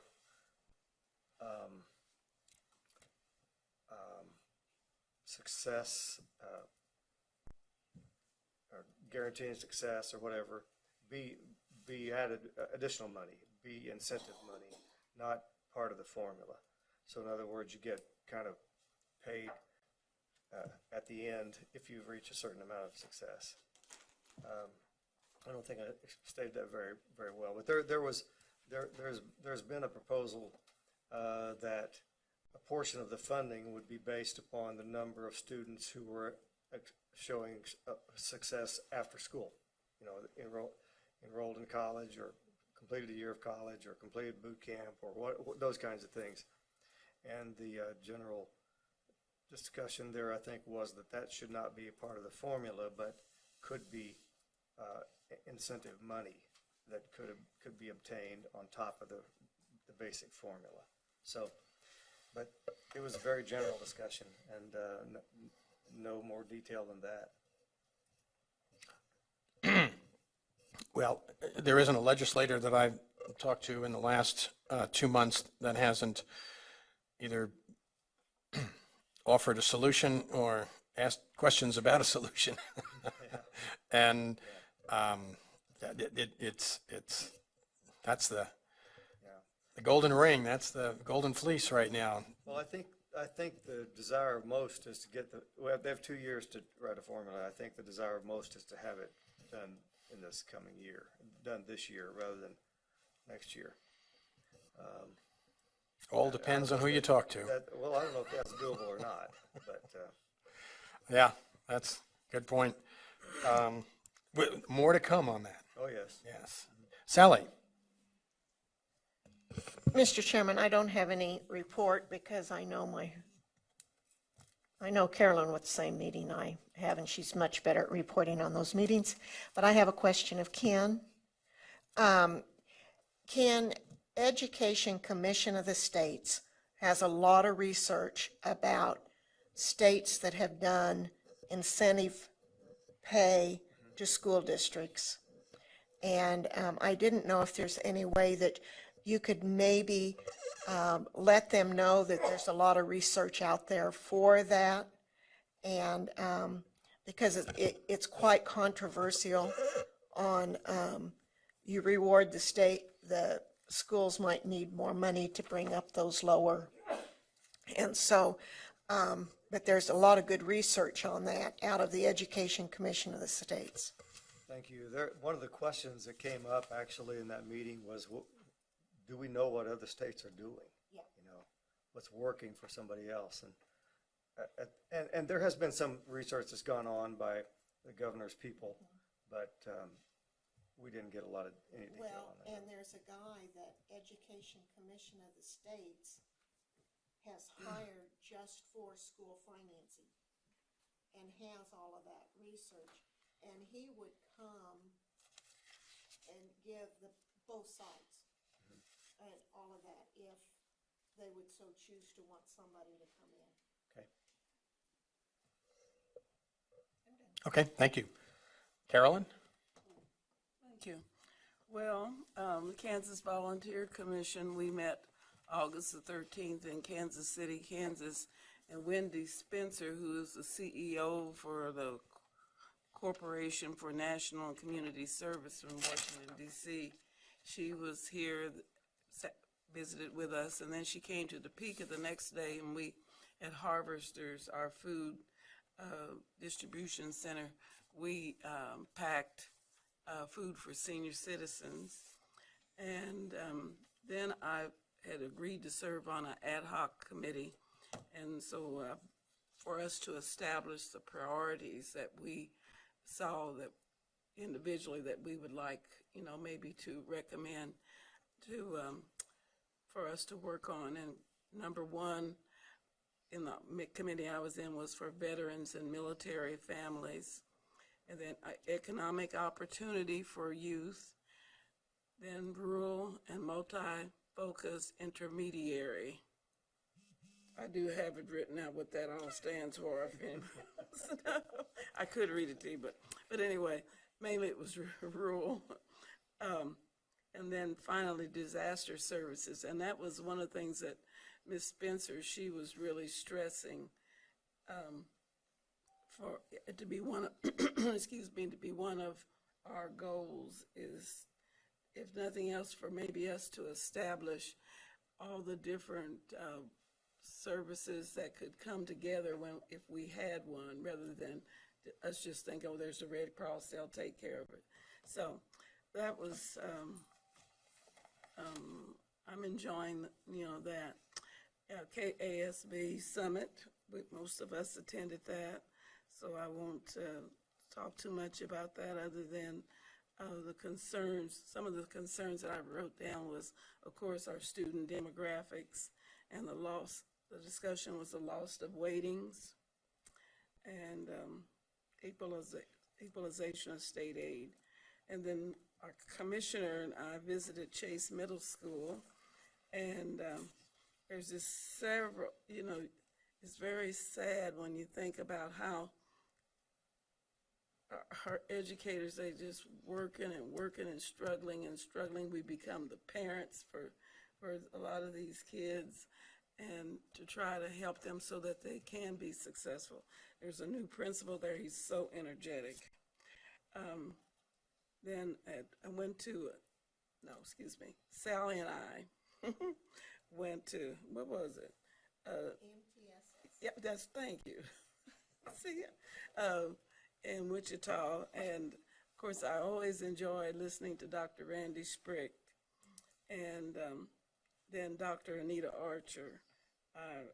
I enjoy her, whatever she presents. So that was my travels for the month, and I would like, please, ma'am, for you to add the revisit on September the 16th at KSB for me. That's it. Thank you. Janet? Thank you, Mr. Chair. I attended an education roundtable for the Kansas Juvenile Justice system. Dale came with me. It was fascinating, you know. The legislature's visiting, having committee meetings during the summer over the juvenile justice system, and we happen to be the education one, and it was very interesting of things that they're doing educationally, you know, for these students in the juvenile justice system, which in fact at that time reminded me that one of my goals that I remember years ago that I've never accomplished is visiting the facilities. I had visited Lansing men's because we've got to educate through 21 in the women's prison here in Topeka, you know, and saw what they were doing, but I'd really neglected the juveniles. So I have made appointments to visit these 3 juvenile justice systems. The one here in Topeka is on September 23rd. That's the kind of the big one, you might say, at 8 o'clock in the morning.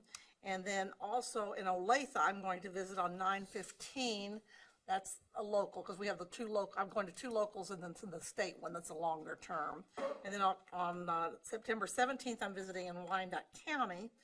And I would invite any of you who would like to attend with me to please let me know, because Carolyn has already told me she will be going to the one in Topeka, because I need to give them names, you know, before we go, so they can be aware who's going to attend, I guess, do a background on us or something, I don't know. So anyway, I'm kind of anxious to do this. We'll let you know, we'll let you out. Maybe they won't let us out, who knows? But I had a really busy month. Randy and I think we're together a whole lot. We went to a Turner Staff Development. That's my home district. Oak Grove's my home district. We had a new school opening. That was very exciting. That school needed to be replaced. It was really bad. And I also... when he came to Kansas City, that was a wonderful tour. I was very pleased with what we went to the 3 facilities, early childhood and elementary and Wyandotte High School. And the thing at Wyandotte High School that kind of stuck out at me, we enjoyed visiting with the students. That was a big part, you know, but at the end, Randy asked him, he says, what can we do for you students? And I think Cindy asked that question. Cindy Lane asked, what can they do for you students that are here? And one young man popped up and says, take care of us. And Randy said, you know, that really means something. So I think we need to remember that. That's what we need to be doing. We need to take care of these kids, you know, and they're doing some wonderful things there. It's very low socioeconomic, but they're doing a wonderful thing. I also went to Blue Valley. My daughter's neighbor teaches in their CAPS teacher ed program, and I spoke to them morning and afternoon. So there are some future teachers out there, and that was kind of fun. And I must thank Peggy immensely for helping me with that. She did a PowerPoint for me, you know. And then I visited a lot of schools and other things, but the other thing that I received an email last night from a friend of mine, Dr. Jim Haas. Dr. Haas is a former principal in the Turner District. He's retired, and he now teaches at one of our universities part-time, but he also writes articles for the local newspaper. It's a weekly newspaper, and he sent me this that's going to come out this week, and he asked me to share it with the board. So anyway, when you have nothing to do, you might want to sit there and read all this. You know, I appreciated it. He thought we might be interested. So thank you. Thank you, Jim.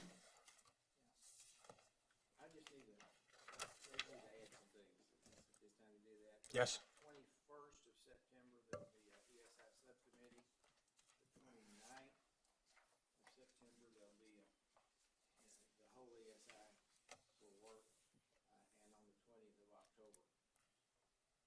With, and this is something I just need to ask for guidance with the number of ESI meetings plus the other things that are assigned, I'm going to significantly exceed my budget.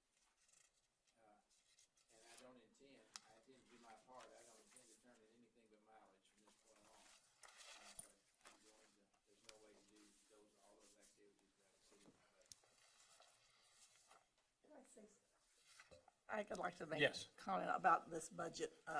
I know this is difficult, and I know several people will be exceeding their budgets, you know, and I know Jim talked about that today, and so I know it's hard, but I just found out, I just got an email, I've kind of been reading my emails when we have a lull in the meeting.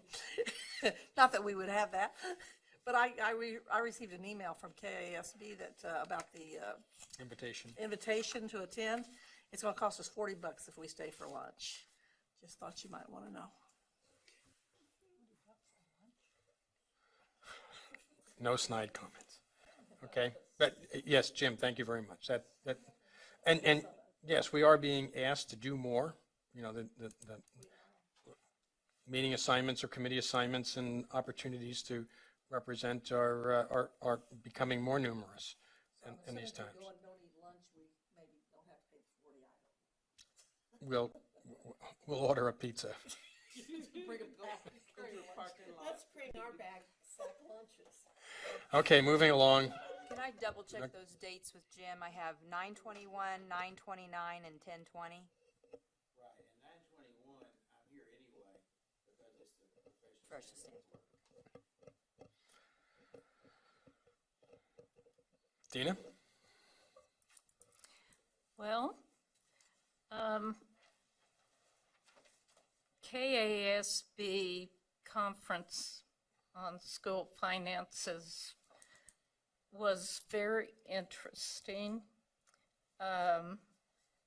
We not only had interesting presenters, we were divided up into tables for those of you who didn't go, tables that had board members, legislators, principals, superintendents.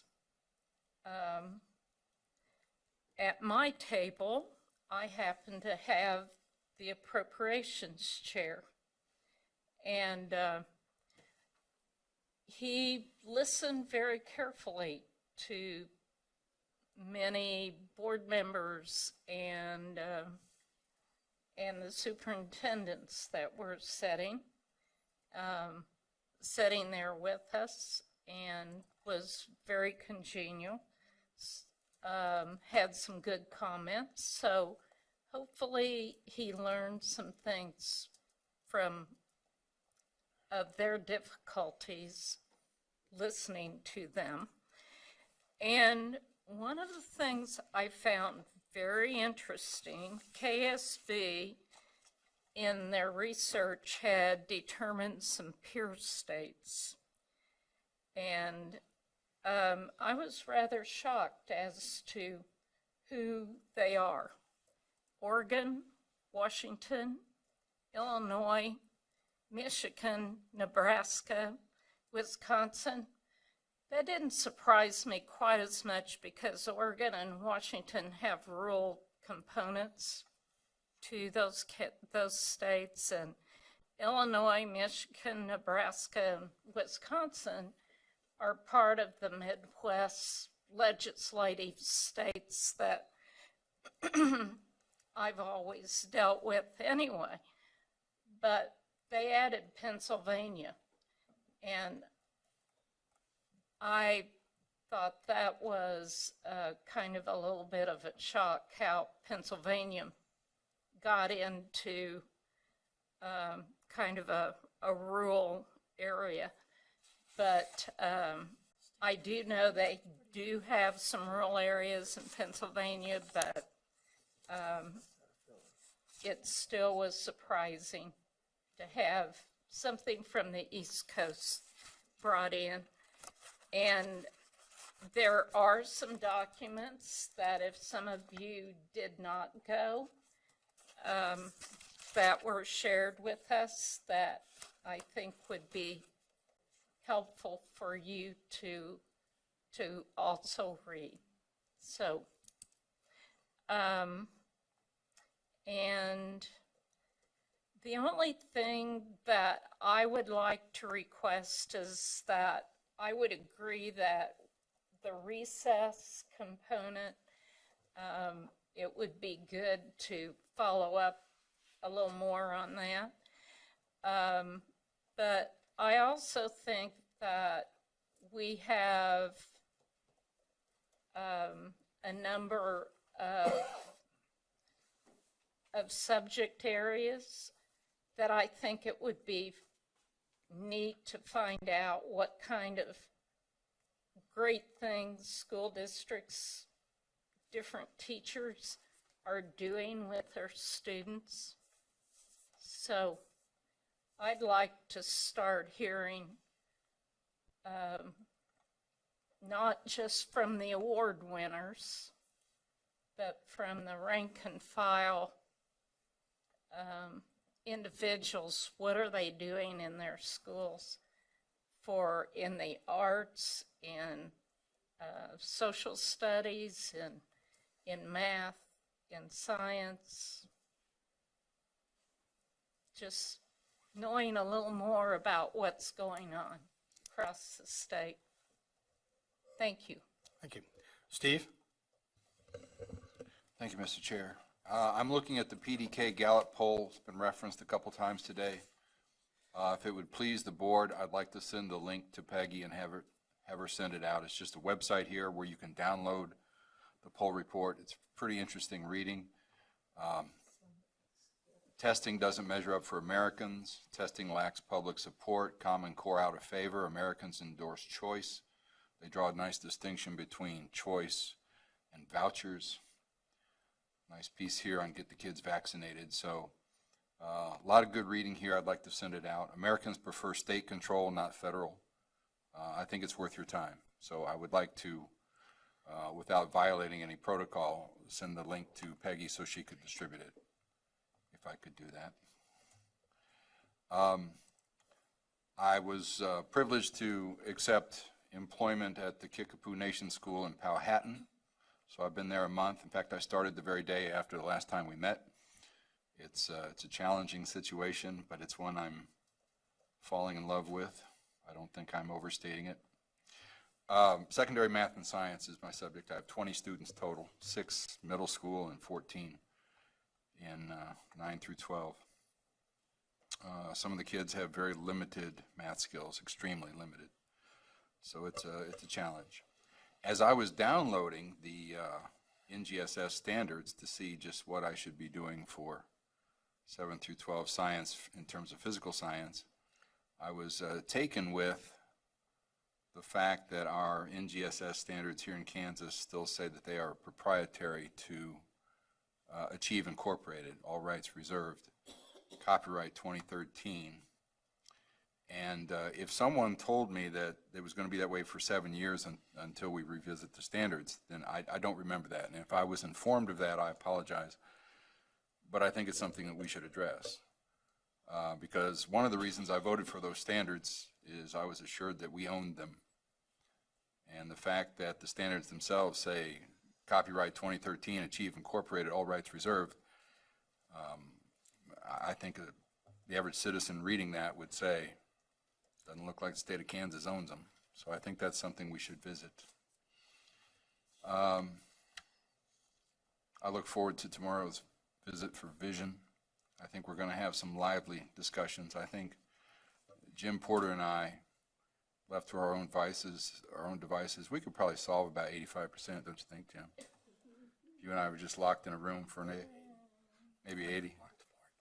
I think we'll have some solutions tomorrow, thinking out of the box.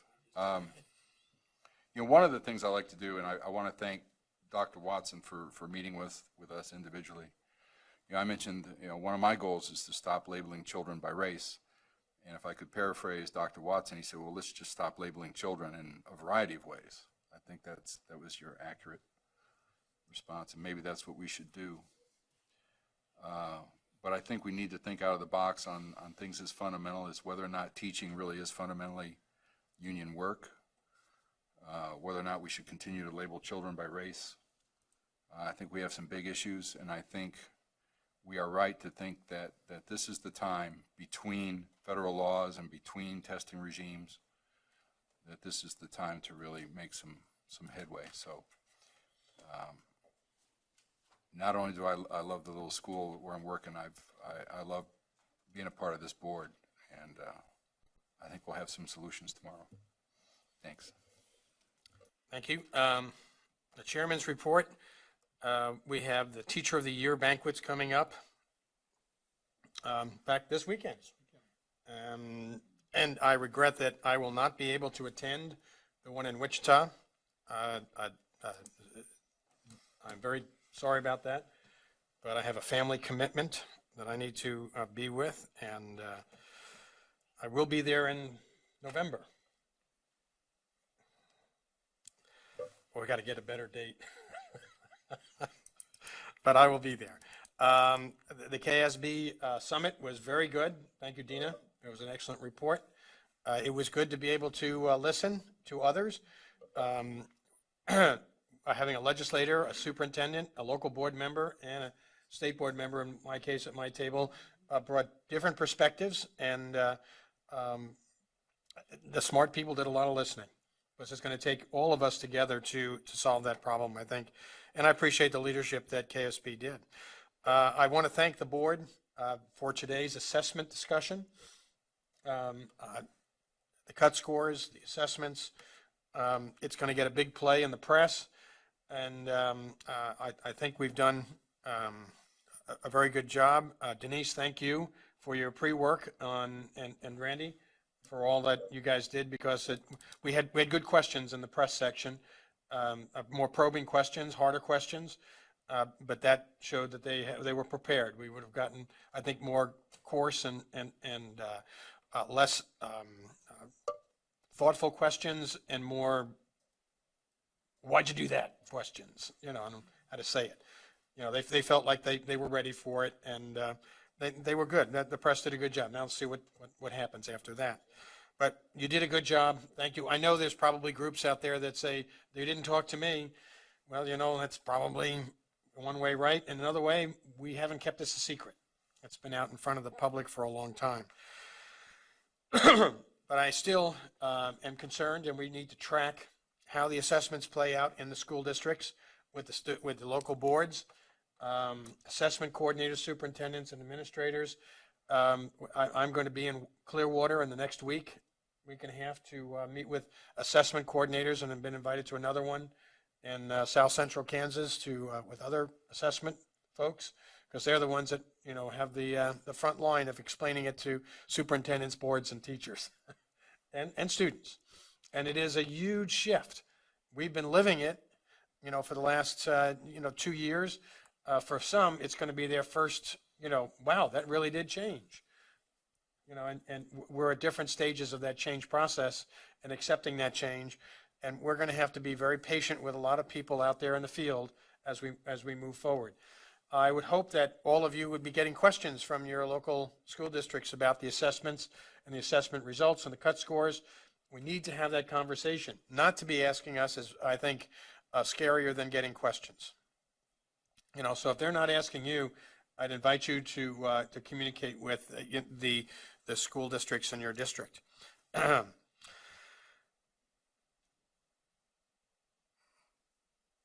also want to thank you for the conversation, and I know none of us feel good about it, the Reading for Success, you know, this afternoon. I keep telling people that the board is an excellent board. We had an excellent discussion. We had a lot of emotional connection to it from many different places, but the emotion was ours, and emotion motivated us, but it didn't turn us against each other. You know, and that's really important. So I do want to commend you again for an excellent and very tough discussion. I'm sure we'll be back with more on that later. Coming up is the NASB conference, and at that conference, we've identified our delegate for the delegate assembly and the voting on the president-elect, and we've given that responsibility to Carolyn, and she'll do a great job. But we also have in our packet the NASB bylaw changes that will be also voted on at the delegate assembly when we meet in Baltimore. And those are there, and they're highlighted, the changes. And I hope that you will read those, because next month we're going to vote on those. As a board, do we accept the recommendations, you know, of NASB? If you have any concerns, this would be a good time. You can contact, you know, Ken or I. We've been there at the meetings for this. So if you have questions, that would be good. But we'll be voting on them at the next meeting, right before we go to Baltimore. You know, so to give Carolyn our directions on the bylaws. Tomorrow, we'll be meeting at the KNEA offices. We begin at 9 a.m. The building doesn't open till 8:30, so don't get real excited and be there by 8. Sally wanted to camp out. We told her she couldn't do that.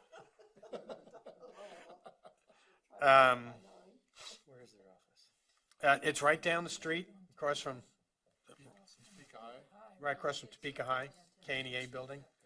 Park in the back and go in that kind of backside door, and they'll make sure you get there. Dress is informal or, come relaxed. We have a long day before us, but a good day. I'm excited about the opportunity, and who is it, which one of the KSB folks is Doug? Doug Meckel is going to be there to facilitate. It's a good day. Thursday, we're in Manhattan at the K-State Alumni Center on the first floor conference room. And has been told several times, we have parking passes, which I will make sure I take myself right now. Lunch is provided, and it's not $40. We should conclude, as anticipated, by 2:30. You've already received kind of an agenda of the activities. And though they might not particularly focus on us, I think it gives us a better understanding of what administrators are facing in their districts in running schools, and gives us a kind of a primer on what makes a good administrator, things that they have to know and be able to do themselves. We'll also be, I do want to alert you, there's a real strong group of retired administrators who are mentoring these others, and they have groups of them, and they'll be there as well, and they're a real great resource for us as well. So I hope we do a lot of networking, learn a lot, and certainly build relationships with the new administrators who are going to be leading our school districts, many of these for many years. So good time to get to know them in a relaxed situation like that and be a learner with them. Otherwise, any last words? Any other travel for Peggy? Ken? Peggy, I need to add the KTOY regional in Wichita that evening. We've already had you down for that one. Okay, You have to all sign right, it later. all right. And what is the time and location of the October 27 meeting? Do we have that? Yes, it's the October 27th is the first day of the fall conference, the KSDE fall conference. Oh, it's at the conference. Okay, Yes. gotcha. And that'll be the presentation. That's the Hyatt. Okay, At the all Hyatt. right, all right. The very first thing will be National Teacher of the Year, and then there'll be a slight break, and then we'll have our presentation right after. I just didn't have it on my calendar Is yet. that more around 9, or is that more around 8? It's more around 10, isn't it? 9:30. I think it's a 9:30.